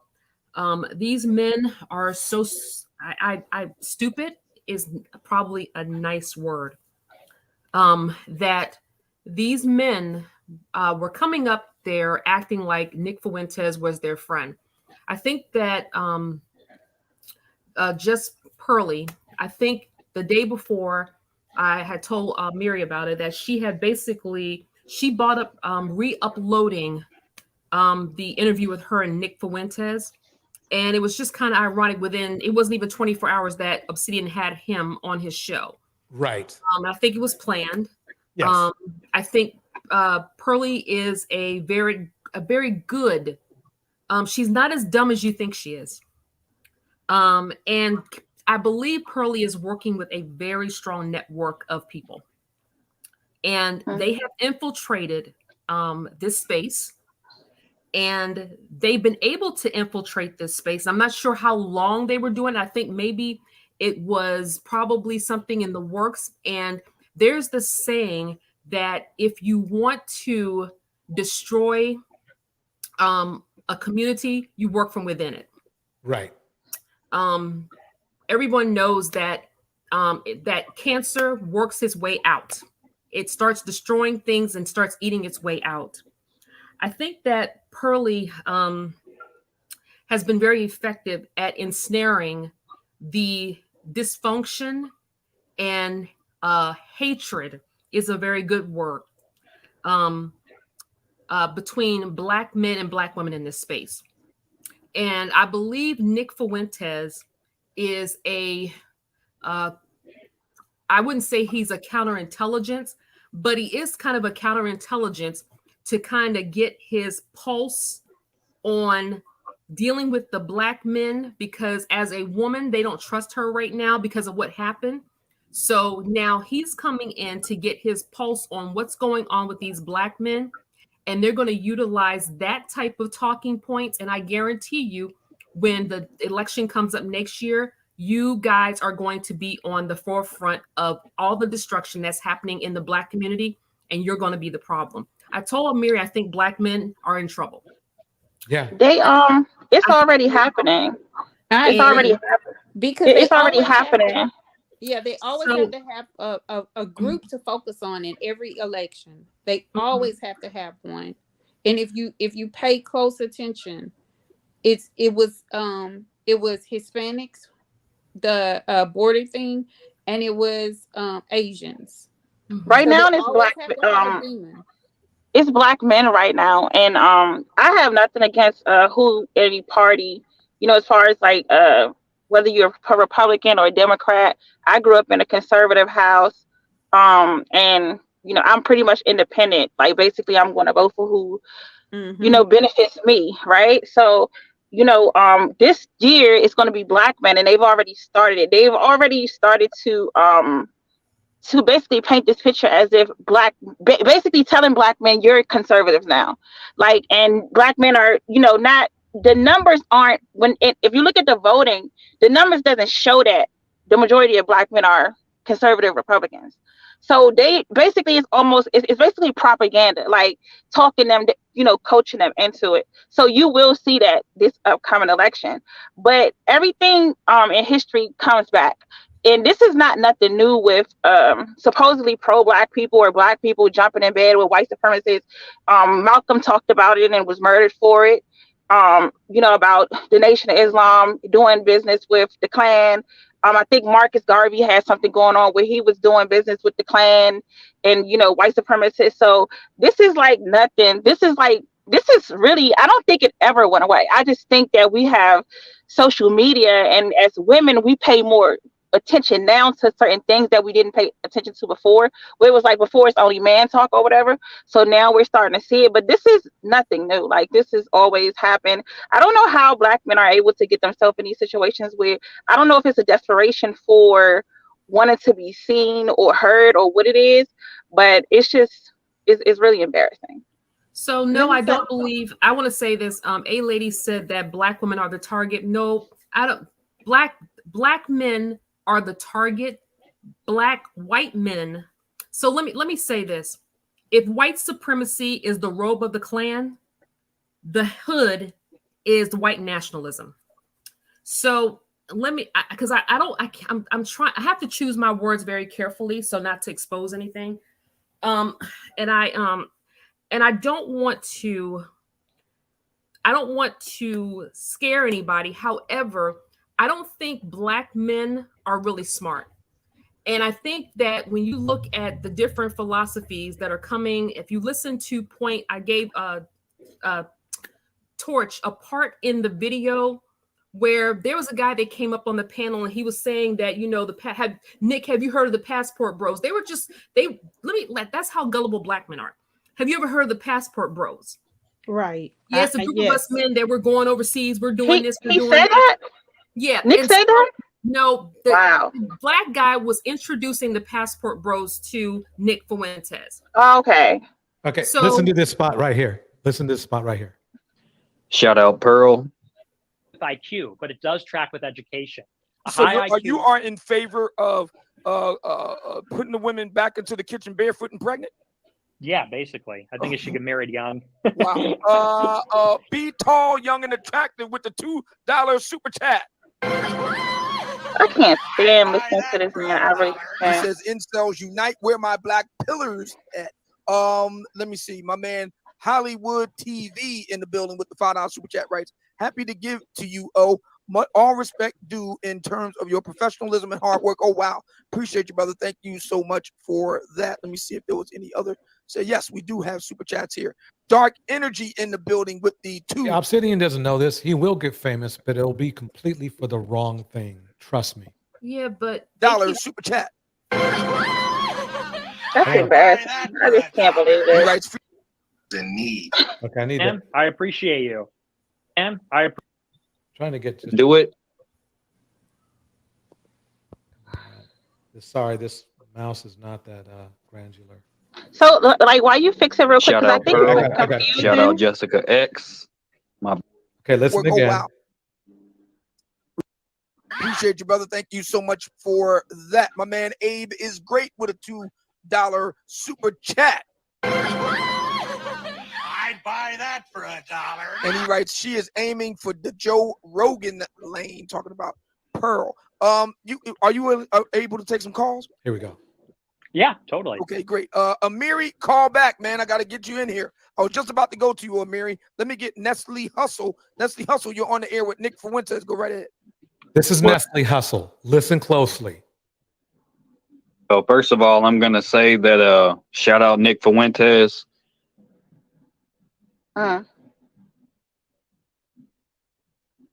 Shout out Pearl. Shout out Jessica X, my baby. Shout out oh man. I really appreciate everything that Nick is saying right now, even though some people don't agree. You got to listen to what he's saying. I mean, what do you think is important? This is pretty disgusting right here, but let's keep it going. Can I clear something up real quick, DJ? Sure can. Just real quick in the chat, I want to clear up what I was saying because I know I talk really fast. Yes, the target of black men is to make us look like we are the ones that are degenerate and all those things.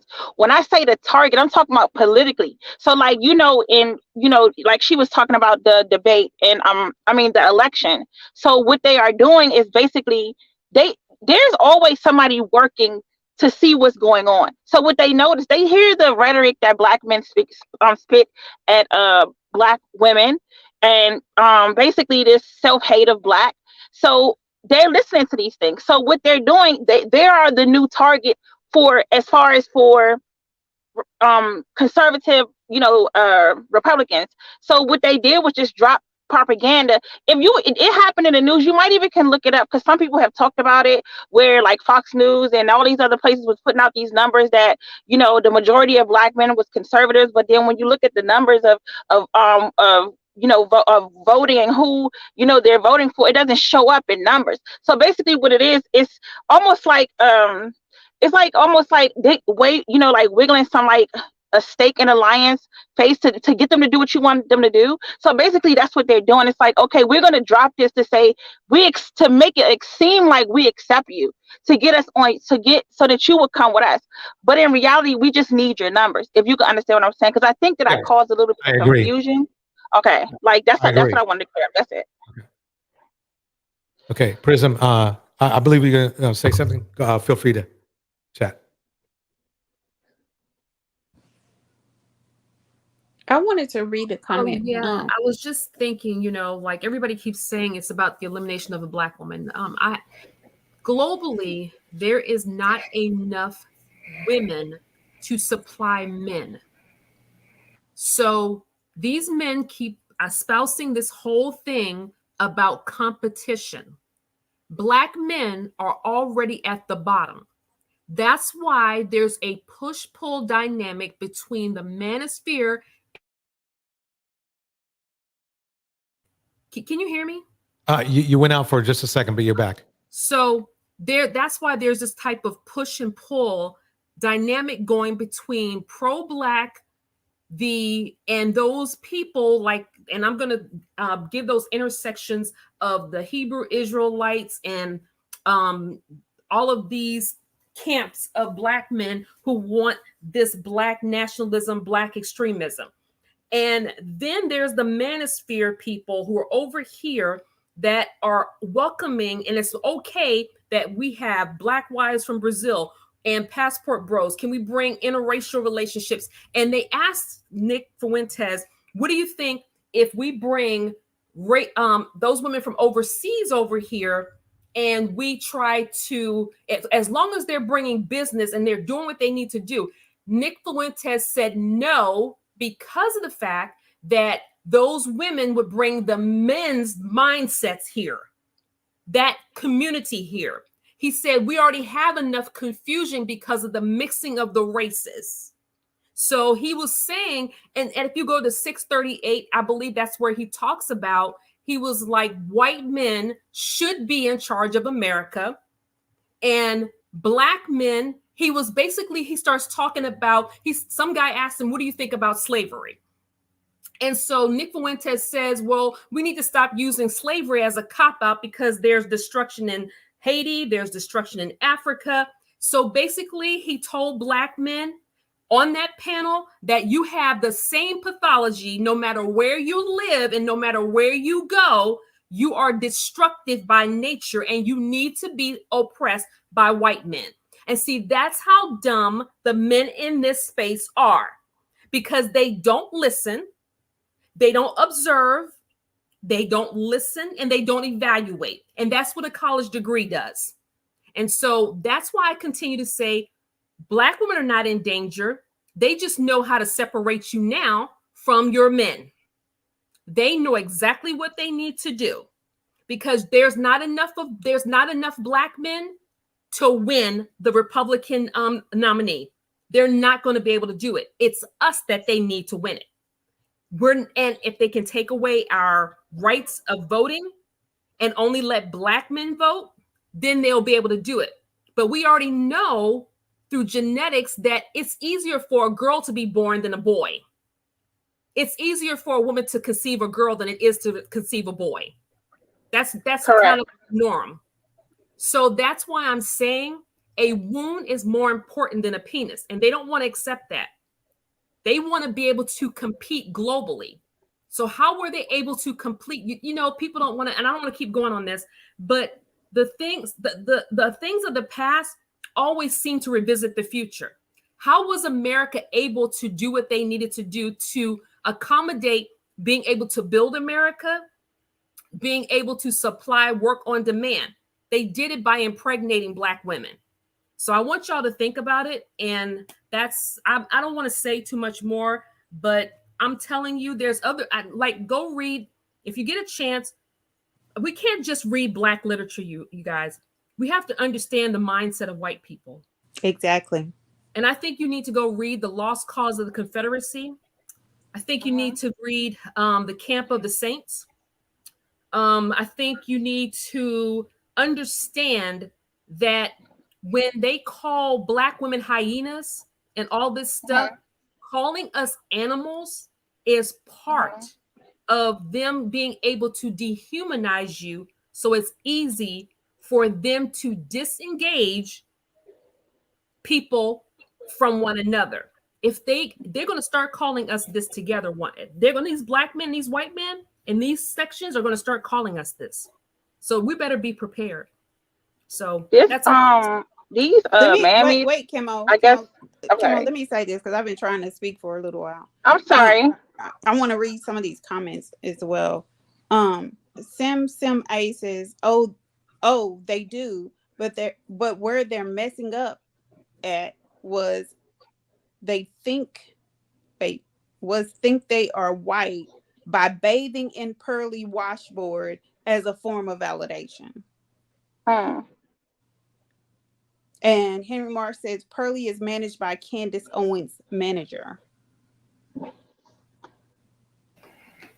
Javon says they lack discipline and integrity, so they will not get invited to the round table by that alone. So what you have is a demographic of men who just don't understand that they're going to they're going to eliminate themselves. And what I wanted to talk about also was the fact that we see this what seems to be a rotating door in the judicial system, and we keep asking the same question: why are these violent criminal offenders being rapidly released and continuously released. And my theory is that they're releasing them because they're releasing them and unleashing them on the people that they want to minimize the population of. You have to ask yourself why our demographic has never reached over 15% of the population. And they know that if they let these criminals out, who they're going to victimize. And most of the victims are we Black women have become the face of victimhood. Even though these men are eliminating themselves every 2 hours, they're also eliminating not only Black women, but they've started eliminating children as well. Yeah. Is it okay if I say something now? Yeah. Go ahead. It was basically to I basically was just thinking about exactly what you were saying, and it's just really kind of scary because all this stuff is just all coming together now with all of these threats of, you know, Black men annihilating Black children and women, and you know the ManoSphere talking about burning the community down, and that's what we need to do. And then now you got, you know, they're getting more bold with their you know, with their white supremacy, basically, of having Nick Fuentes with no problem, and also, you know, having a leader as Pearly things. But basically, you just said exactly what I was thinking about, because I'm sitting here thinking of everything. And DJ Torch, you know, when he played that, you know, that when Nick talked about the shooter, and he was like, oh, he can be the new white supremacist, and Black men is going to be, next year he's going to say the same thing about Black men, basically. Hey, Gemini, I'm sorry, I would like to say something real quick. Just going back to, I think it was Prism who was saying about Black men in that space are stupid, right? So it's basically two types of Black people just generally, but just focusing on that space. And you got like Negroes and you got coons, right? Negroes are the ones who really don't get it. Those are the ones I guess you would be called stupid. Like they see this at face value. They think that Nick Fuentes is a cool dude to associate themselves with. Obsidian is one of those dudes where he's a coon. Coons understand what's going on. He's not oblivious to what's happening. I don't agree, Coons, Deontay. I sincerely don't agree. No, but listen what I'm saying. Get this though. There are a lot of Black men, I think Black women too in that category, but just focusing on the Black men, they have completely capitulated to white supremacy. They don't think it's anything outside of it. Like they will always yield to white people. So they he loves the fact that he can get Fuentes on his show. He's not embarrassed or ashamed to have him on there. Kind of like that one guy a few weeks ago, the super coon. You know, like he's in super coon mode now. He knows that that Fuentes is a racist. He knows that he doesn't want the races mixed together. He knows that he thinks white people should rule everything. And he basically agrees with it. He'll say it in multiple different ways except for the direct way. Eventually he'll directly say it because he feels like there's no room in this world for Black people to have their own type of power, especially in the United States. That's not going to happen. So coons like that, they love this. And he's being turned up right now. I didn't even know that the dude Fuentes was on this guy's show because I don't pay attention to Obsidian. Like this is like some super cool Illuminati stuff that he's doing right now. Like this is terrible. I mean, the way that they reacted about the bus driver thing when she was just talking about, you know, leveling up the community, it basically explains exactly what you said. It's kind of like, how dare you tell us to do more than be bus drivers? We have literally told you that we accept being beneath everyone else. So yeah, I agree. Say it again. Say that one more time, Kimmel, please. What I said was, what he's saying is basically it's no different than the way that they reacted to the bus driver. I call it the bus driver gate, when she said she didn't want to date a bus driver, she wanted to date the owner. We know everything that she said, and I don't see nothing that she said that was wrong. And then she also went into saying, I want to see my community do better, so I'm not going to accept mediocre. And everyone still was mad. You know, it didn't matter. Like Black men pretty much was like, how dare you tell us we can't we need to be more than bus drivers. Like, we're perfectly fine with being with just like that, what we are. I actually saw a comment of a Black man saying, we always been poor and we're still okay. So I don't see the problem. So that's a part of that Okay. Wait, capitulation hold I on. was talking Deontay. about, though. Deontay, give me 1 second here. Prism, was that 6 minutes and 38 seconds or the 6th hour and 38 minutes in? Yeah, it was the 6 hours. Okay, got it. Okay. So it's near the end. Just to confirm. Yes. Okay, got it. Okay. I want Big J. What were you trying to say? What I'm trying to say is, it's bigger than what y'all think it is. Because when somebody mentioned the Daily Wire, yes, Daily Wire is part of it. So Turning Point USA, Turning Point UK, the organization is part of it. So that's all what it is. You have to dig a little bit deeper, and you'll find who's behind it. It doesn't take that much. And I find it funny though that the White Manosphere was warning the Black Manosphere about Pearl last year, because they were the one calling her fraud.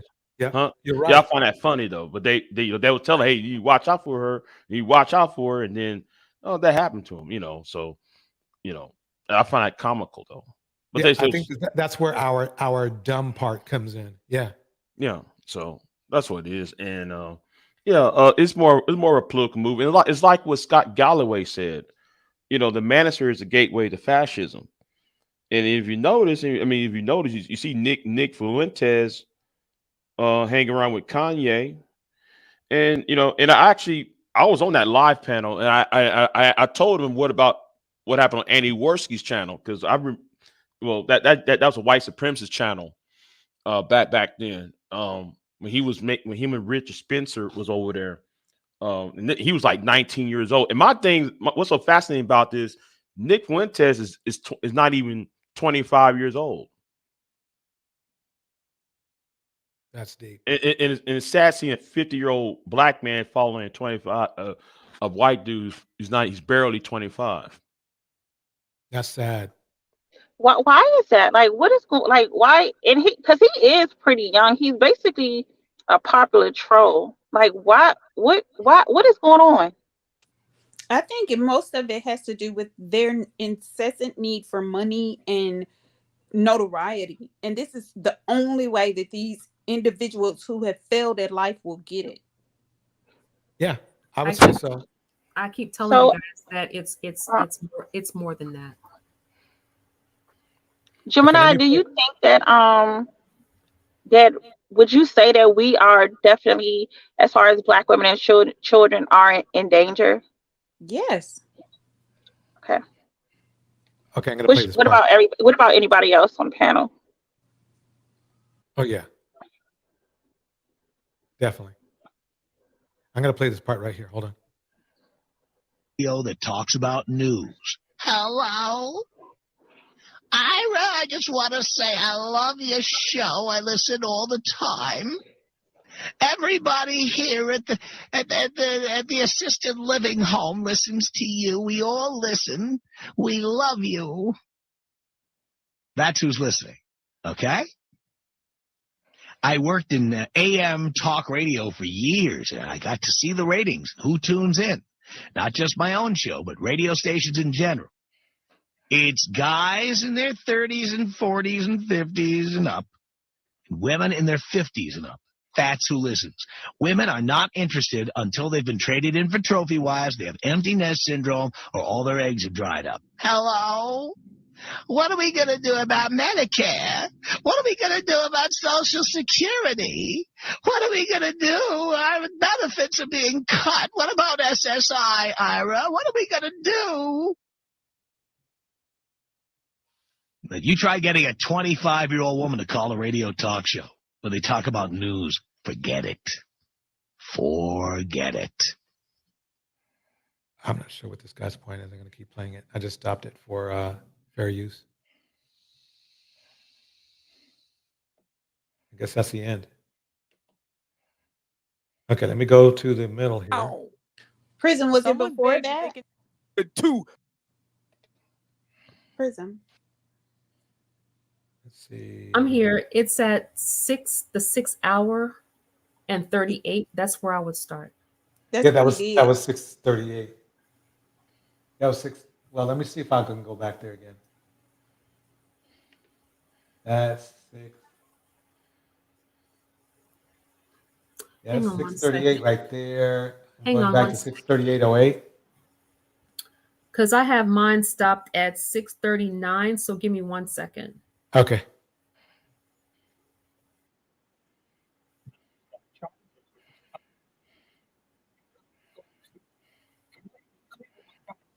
Well, let's see if we got another one.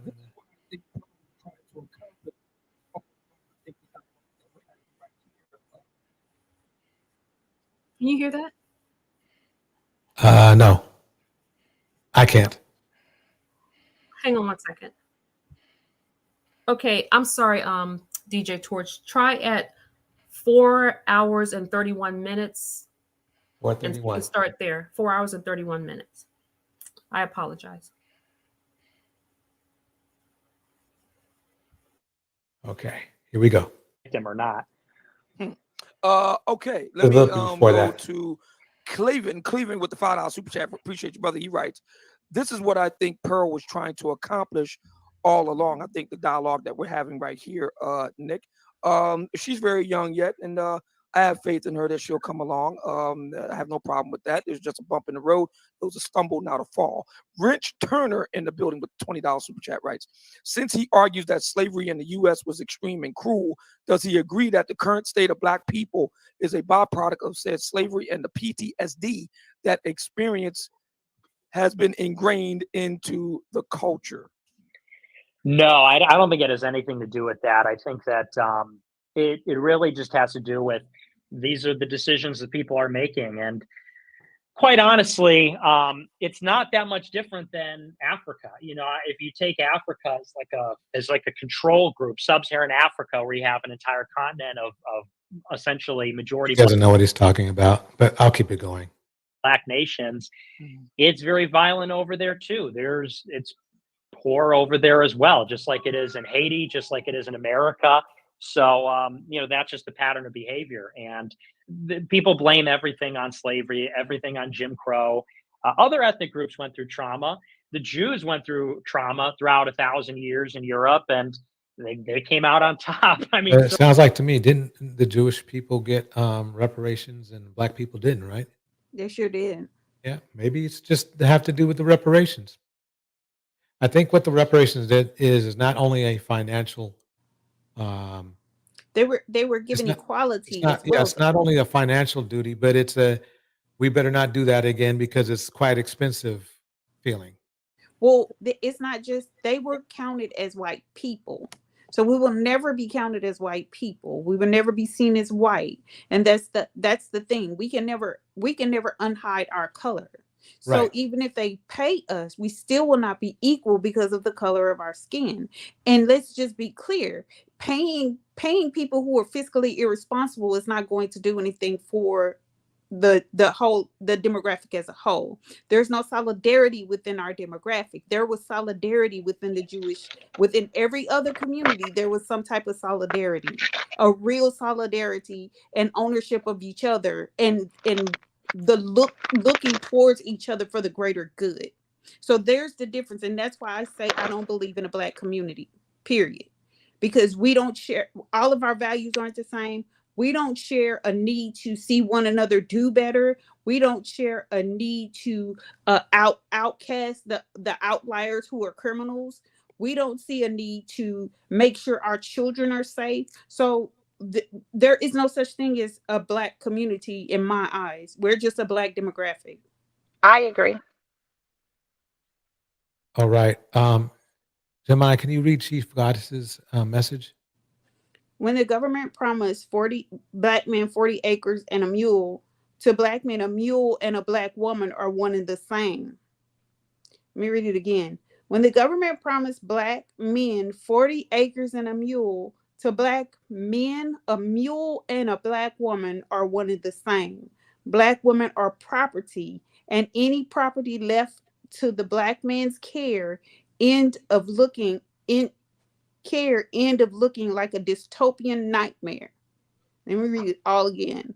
When the government promised Black men 40 acres and a mule, to Black men, a mule and a Black woman are one and the same. Black women are property, and any property left to the Black man's care it ends up looking like a dystopian nightmare. Okay, one more, Jenny B. The world is literally going to but nothing can be worse or down bad than the woman that date or married those males. He's the grandpa in the club next to rapper half his age screaming, "Big bro." All right. I think that comment, that first one, like it's always to me like, and I don't know why I keep want to call you Janelle, but Gemini. Like I what you said is so true, and Black women still want to hold on to some little tiny piece, because I don't even think that we're valued the same as a mule to Black men. I don't think that. I think to Black men a mule would be more. They would gladly take the 40 acres in a mule, and not us or whatever. I think that they've always had this conquest to be with something that was white, because since we left the plantation, because white men put white women on this this platter and served her as if she was the purest and best thing on earth, and it was the best thing that you can have. So they acquire that taste, to have that taste of that and have it as their own. And it's not just Black men, like it's like white all over the world, even in countries that's doing better than white countries, still praise whiteness. So I hold nothing. Like I see each Black man as an individual, and I don't see them as them actually looking at us in any other way other than we're individuals and that they're stuck with us. Like honestly. All right, I'm gonna play that part. That statement makes no sense, because if you read the history, if we know the white boy don't know nothing about history, then she needs to read the history about Reconstruction, how the Black family wasn't Reconstruction. They didn't have a choice. That's the difference. Because you need to read history, because as soon as they got a choice, then that's when they decided that they wanted to be with white women, even if it meant for them to die. So like, don't tell me to read history. I understand history very much so. I'm referring to the person who made that comment. You talking about me? The person who made the comment in the chat room. About what? About reconstruction. I didn't see a comment about Reconstruction. You mentioned 40 acres. You mean that when she talked about the mule in an acre? Yeah, the 40 acres in a mule. Yeah. What about right? I found that highly offensive. See, you can't have somebody fight against the manosphere when you have somebody making the complete opposite side of Black men will say no, Big J. What she's saying is shown. It's shown throughout history. It's shown right now. The way that they're treating Black women. It's shown that this is what they think and what they feel. So I'm confused by what you're confused about. Right. I mean, basically, the proof is in the pudding. I mean, you see what these guys say, Big J. You see how they refer to Black women. MTR refers to Black women as hood boogers. Hood boogers. So, to me, really, quite honestly, these ManOESphere dudes, they're no better than Nick Fuentes. The only difference is they're not supposed to be racist, and he is. Just by nature. You're supposed to expect him to be racist. I'm going to kick in some shout outs, and then I'm going to play this clip of the video. In the house is Tiff. In the house, A Lady. In the house, Strumming and Wrenching. In the house, Jay Daniels. In the house, Juju. In the house, Sim. I'm sorry, not Slim Sim. And Miss RV is in the house. We have Sutton Bell in the house. Miss Globe Girl is in the house. Let's Plateau with Lolo is in the house. Jenny B is in the house. You Can't Get Laid is in the house. Whew. We got everybody up in here. I'm gonna play the spot right now. Don Harden. Don Harden is in the house. Everybody, welcome Don. Here we go. Certainly, if you look at the World Jewish Congress, it's a lot of winners in there. So no, I think it's explained by something else. Mm-hmm. Let me get well, first of all, my man, I am just Jules has been patiently waiting. Go right ahead, brother. You're on the air. Wait, Obsidian before Radio with Nick you Fuentes. notice Go he right didn't ahead. even challenge him I on that. want to say this is so far it's been a pretty interesting interview. And I did appreciate Nick's initial interview with Pearl. That gave a lot of insight that I think a lot of people don't appreciate from hearing that side of the argument. There's a lot of let's just say let's call Nick I don't want to use the WS term, right? But let's just put him in that camp. A lot of those guys actually get pushed into the wilderness. They really don't get examined as closely as we should examine them. But they often get brought back into the fold when they're willing to, concede to a bunch of stuff. And I've seen this happen a couple of times in the past. And you'll see these guys regularly and girls get interviewed in major publications. I've seen it in the Times, the Post, the Guardian. They'll all say when these guys bend the knee that, they felt so bad about what they did. And, it's made this big dog and pony show. As opposed to examining what is the argument they're actually trying to make and why. And I thought that was interesting that was actually examined on Pearl's interview. I don't really support a bunch of the stuff he was going at, but it's important to see like what is actually out there, because there's a lot more people that think closer to Nick than not. Can I ask What do you say to that, Nick? Do you think that is that somebody on the panel talking? Yes. That was somebody on our panel talking? Yes. Really? Yeah. I just want to know why would you support any of a person that wants to destroy you? No, Camo, no, DJ, she's talking about who was just speaking. That was the guy on Obsidian's panel. I was about to say, like, what? Because that's Obsidian's panel. Obsidian's panel. What? Yeah, when you said, is that somebody on the that's their panel. All right. Okay. there are more people that are in alignment with you more than not, or do you think that you're more of the fringe, or what do you think? Oh, I definitely think my views are in the minority. I'm very right wing. But that being said, I agree. There's so much that is said about so-called white supremacists or so-called neo-Nazi, whatever you want. He's going to go into a spiel about it's not that bad. To say it. But there isn't a lot of people aren't actually genuinely curious about what people that are called that think or why they think that way. And it's a shame. I did a documentary with. You know what's funny? If you see somebody raging after you with a gun, are you going to really sit there and try to figure out why they're doing it? That's what he's asking you to do. And I was actually a little disappointed because he's a pretty good documentarian. And I thought he was going to come out to America with some curiosity and say, how actually did you arrive at these views? But he was much more interested in saying things like, why are you a fascist? Why are you a Nazi? Why are you? It's like, okay. Okay. So this isn't. I'm not laughing at the Nazi question. I'm laughing at why. Okay, if he's coming here to do one thing and he ends up doing something else with you, I'm like, okay. Not that the questions aren't legitimate, but it does look kind of strange. That's what I was saying with Just Pearly Things with you. If you're dealing with relationships and that's what you're known for, then you bring up Nick Fuentes, it looks kind of strange. So that was my whole thing. So I get where you're going with that. Let me get the Gray Pill podcast. As a matter of fact, he's still back here backstage, so I'll bring him back. He says, Nick, question, how old are you? Guys need to self-improve. It was asked before. Why are you not married? Never had. The point I need to make. Yeah, they had a conversation. I'm not sure if we passed it already, but Nick admitted that he needed to self-improve. So this is the weird and scary part. So he knows there's something wrong with himself, but he's still going to give out this advice to these men, and these men are listening to him. That's pretty scary right there.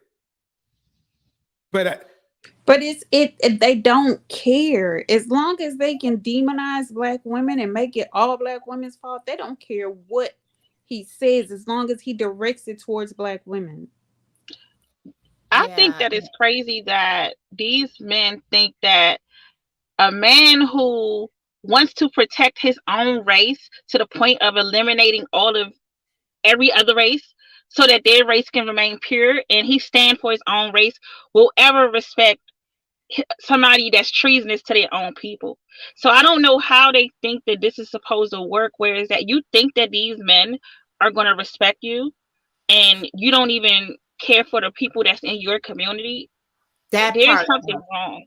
That part, Camo, like this man is going home and laughing and probably passing these recordings around of how they easily have these men wrapped around their finger. They could do whatever they want, and they're sitting there listening intently. And those guys, they are sheep. As long as they think they're going to get the love from Obsidian, they are going to fall in line if that's what Obsidian tells them to do. So it is just really sad. All right. What's worse for me is that children are listening to this. Yes. Agreed. Sex, nor have had a relationship. Oh, by the way, to the stage, a lady, it's good seeing you up here. Thank you. Hey, lady. Well, I'm 24 and, I'm Catholic, so we're not allowed to have sex until we get married. And, the reason I'm not married, I chose a very particular kind of life. I started my... So he wreaks havoc, but he wants to be all worldly when it comes to himself as far as marriage is concerned. That's just weird to me. Show when I was 18, and right away I got canceled and I dropped out of college. And I want to get to the point where I'm a little bit more mature and more stable. And then I'd like to probably in the next 5 years get married. And I'd like to find like Sim says reshaping the N word. Exactly that. Oh, that's deep. Ideally a woman who's like 10 years younger than me. And, then I'll start my life. I just feel like in a lot of ways I wasn't ready. At least 10 years younger than him? Yes. Well, he's 25. He sure did. He said he's going to get married in about 10 years. He gave a date that he will get married, and he said 5 or 10 years from now. Very. Anthony, welcome to the stage. Wait, can I hear myself? Why are these people held responsible for the rhetoric that they spew when these incidents happen, such as mass shootings and those type of things? Because those type of people follow him. They never will be held responsible. It's called freedom of speech, and we see everything that's going on with Trump right now. I mean, they're going to get him on something, but it probably will not be related to what his hate speech caused on January 6th. Well, that's not true because actually, and I don't know if I should say this, but Obsidian's video actually did violate a whole bunch of things through YouTube. Oh, yes, okay. It did. Yes, it did. It did, and only the statement alone by Nick Fuentes, disregarding the statement against the Jews that they never, this anti-Semitism that say that they never experienced the Holocaust, that alone is cause for that video to be struck. So that's YouTube. That's a company that's stepping up and doing something. But when you have this kind of rhetoric, this is what I was referring to. And you're right, they are paying in that way. But this kind of rhetoric that causes pain, causes people to get hurt and worse. I haven't seen anybody being held responsible for saying words that caused the riots. But maybe they have. I just haven't. Well, I mean, no, they are. They are. You have to understand something. I'm sorry that the investigation. There are multiple. I said this about 1 million times, which is why everybody does not like me in YouTube. A lot of these guys keep coming after me because I think they know who I am more than they think that I know who I am, and which is really funny to me. But I don't really care. The issue is that now they are starting to recognize that this rhetoric is starting to bleed over and literally bleed over into innocent people's lives. And I suspect that once they finish and wrap up this investigation around this last incident, I think there's going to be a very calibrated effort. And I'm going to say this very structured effort that is going to work with these people within YouTube and other spaces to get rid of the manosphere talking. Because I've been saying this forever, that communication is the way to disrupt them. The second thing is their money.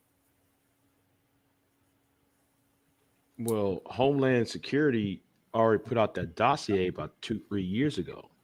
No, Homeland Security didn't put that out. That was the FBI. And the FBI just also released another one a couple weeks ago. Are you talking about the one that has the naval? It says naval. It has well, I do know there was a dossier that was released. A dossier concerning what? It says about Reddit, ManHOEsphere on the Reddit, and it lists down the names of who at the bottom. Somebody emailed me that about 2 years ago. Who was on that list, and people was like, there ain't no black people on that list, but Obsidian knows every of them white dudes that was on that list. It's called domestic traffic in the Navy. I know what you're talking about. It's like a report that comes out. Right. It's like how the military. Some of us have access to it. I mean, like not everybody has access to it, to every part of it, but a message comes out basically showing the updates to policies, and that's how we kind of communicate to get everything out. That's going to be happening new, if you understand what I'm saying. Almost like a large text message, if you could say. Yeah, and they went ahead and blew that over. They was reading that report. I think BJS was reading that report. He blew it over as if it was nothing. No. They're actually watching. You know, Obsidian is going to be the linchpin of it. Because Obsidian met all those white dudes that was on that. Another way he might have got it is because it's a lot of it's people that's in the Navy, that's in the ManHOEsphere as well. Right. So Yeah. That's how he's getting it. That's how he got it. Yeah, because you have to be in the Navy. Or have if it say Navy on it and it comes from the Department of the Navy, then that means it was from Navy's message traffic. So somebody in the Navy that has access to get that, and only people with DOD and work for the Department of the Navy would have that, or I guess any other agencies. Department of Defense, yeah. There's nothing in the Department of Defense that you can print off, send an email to. There's not a phone call that you can create or make that is not being monitored. So let me let you know that. So if they emailed it, if they faxed it or whatever, they know who did it. All right, I'd like to read Henry Mars's message. It's very on point. White men have built massive private prisons that are private and need to be filled. They aren't going to put white men in prison. So who is going to fill the prisons? Boom. So that's pretty much straight up. Prism, is there more on here that we should listen to? There was so much, but I think that was the main meat of it. Basically, he just said that no matter where Black people are, that their pathology is basically violence, and you can't continue to blame that on. He said, to be honest, that slavery is not a reason why Black people have PTSD. That no matter where Black people live in the world, and he named some countries, he said that we have a propensity for violence. But doesn't all? I mean, I get like I think that it would be that he must mean violence towards each other more than anybody else. Because from what I've seen, violence is all over the world. I mean, in very few places that is not very violent, but I mean, we're all actually, we all have some like violent, tendencies. So that's not as far as personally, but as far as different ethnic backgrounds and races and stuff like that. Right, but here's the thing. You have to understand that we are talking from a Black person's perspective. You're listening to somebody who is a white nationalist. So when they talk about the Civil War and the oppression of other races of people, they like to frame that is historic, not historic, heroic, and a means to an end to keep themselves on top. It's honorable for them to destroy and kill, and slavery was manifest destiny and survival of the fittest. Right. So basically, to them, slavery is a means to an end. That's why he negated slavery and that's why Pearly said that not even slavery was that bad. And George Washington, he loved his slaves. Well, did they have a choice? Did they really have a choice? So we want to think about these type of things. We can't think about it from a Black person's perspective. You have to take yourself out of the situation, and you have to think like them. And I know that's very hard. I know exactly how white people are. I know that they will do anything to remain in power. And when I say anything, I mean absolutely anything. So like that's already. I don't think it's many people that. I mean, unless we all come together that that are willing to do just anything to remain in power, and they have proved that they are willing to do absolutely anything to remain in power. So I know exactly what you're talking about, and I get it. Right. So let me say this. And I'm gonna stop after this, DJ Torch, and I want your thoughts on this panel. So how many people think that do you remember the issue that came up a few weeks ago, was it a month ago, when Scott Adams basically said that there's nothing that can be done about Black people, and we just need to get the hell away from them. Do you remember that? Yes, I do. So that was a dog whistle. And if you notice, since he's made that statement, it's been very comfortable to come into Black spaces. Have you noticed the increases of white people that have come into the Black empowerment spaces that have made themselves very comfortable here? Yes. So I want you to think about, and I'm not saying everybody has a bad motive, but I just want you to think about how many people the ManoSphere and including the women who support them. Think about the faces and the names of the people that they've been trying to drag in. First, they tried to bring in that first guy. What's the guy named Tony? And Obsidian told him that he couldn't come into the ManoSphere. He was a white guy. You talking about Anthony Dream Johnson? Yeah. But he wouldn't let Anthony Dream Johnson come in, but he would allow Nick Fuentes to come in. I want you to think about all the timing, the way that they have built this kind of thing up, so that eventually now Pearly is the puppet that's kind of pulling the strings of everybody. So it's really tactical and it's strategic. And we need to think just as tactical and strategic as they do. And we can't do it in this space. I said, like, it's like what I said earlier when I was saying, like, it is tactical and strategic, but it's been done many times. So they didn't do anything new. They follow ideologies from, different people through time who have been in a Black space, such as the Panthers or the Nation of Islam or Marcus Garvey. And all of them had the same, ideologies, and they all, I can almost bet you my year's salary that once you're going to hear this as an excuse when they start getting confronted by other Black people, they're going to use that as an excuse. They're going to say Garvey did it.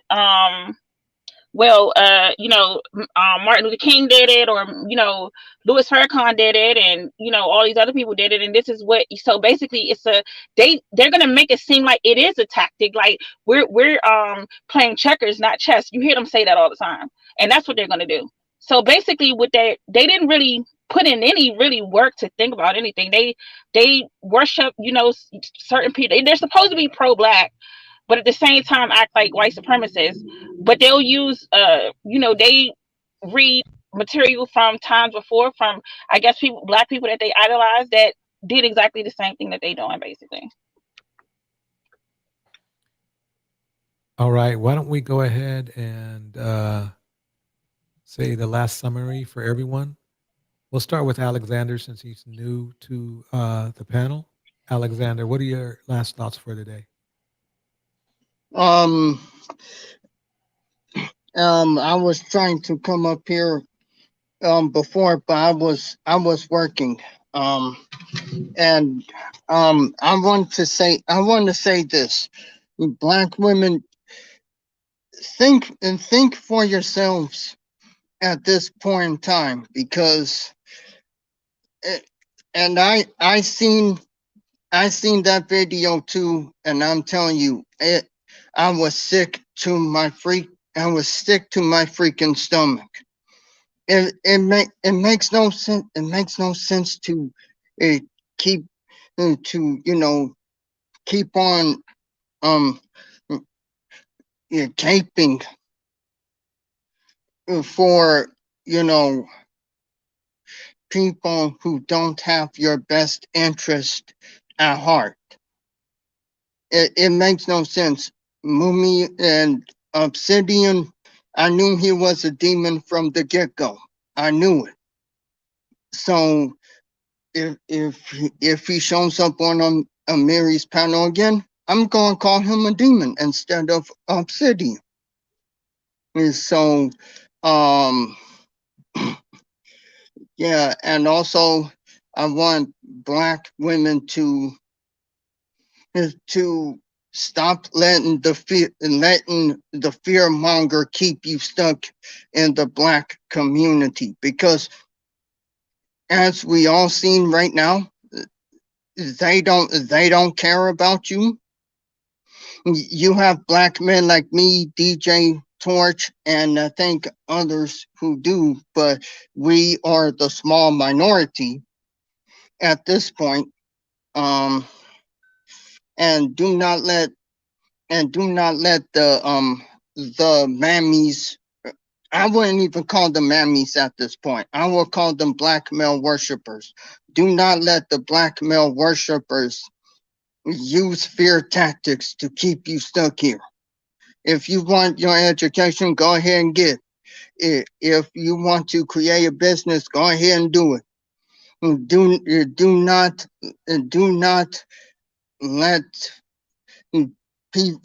let the Black community stop you. And I'm gonna go ahead and I'm gonna end it with that. Thank you, Alexander. Camo, what's your thoughts?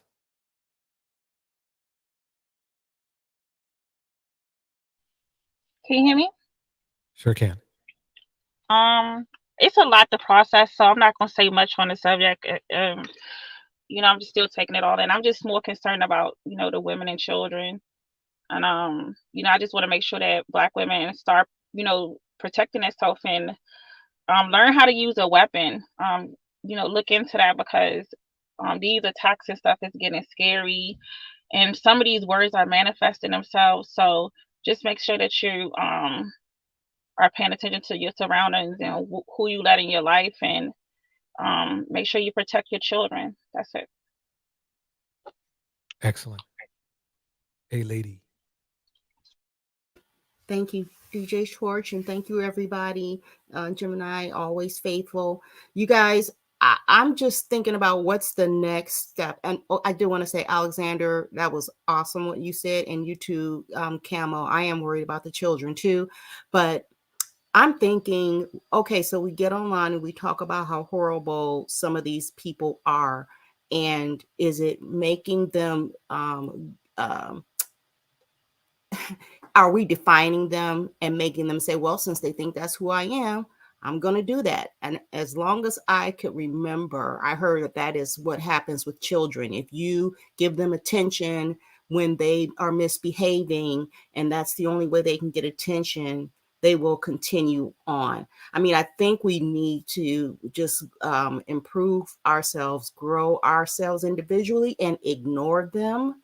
but just continue to talk about how we can move ahead without those who want to troll us, or who want to troll for a living, or who don't want the best for us, like Wolf said earlier. So I think that's what we should all start thinking about, and putting some ideas together about how we can get out of this and victorious without allowing them to harm us spiritually or physically. And I do agree also, we need to get ourselves armed. That's it. Thank you. Thank you guys so much. You're awesome.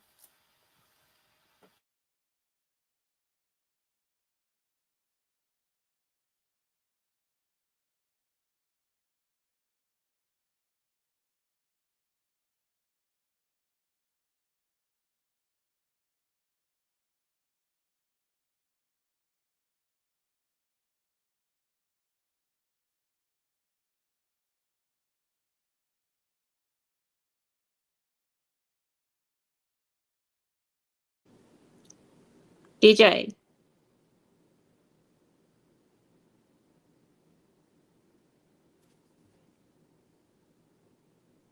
Okay. Well, he may have lost sound.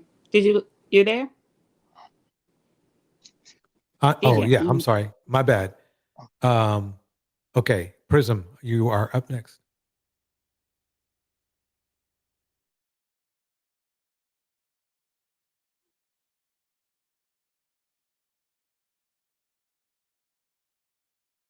Okay, she must be she must be busy. Okay, Gemini, let's go ahead and wrap this up unless you have something. Nope. All right. It was nice talking with y'all again. I'll be here for the next one. And until then, love, peace, and happiness, and stay dust free. And Black women, think for yourselves. And that's it. I, DJ Torch, and Gemini and Prism. I'll see y'all next time. All right, everybody. I'd like to kick some shout outs, and then we're gonna get this party started.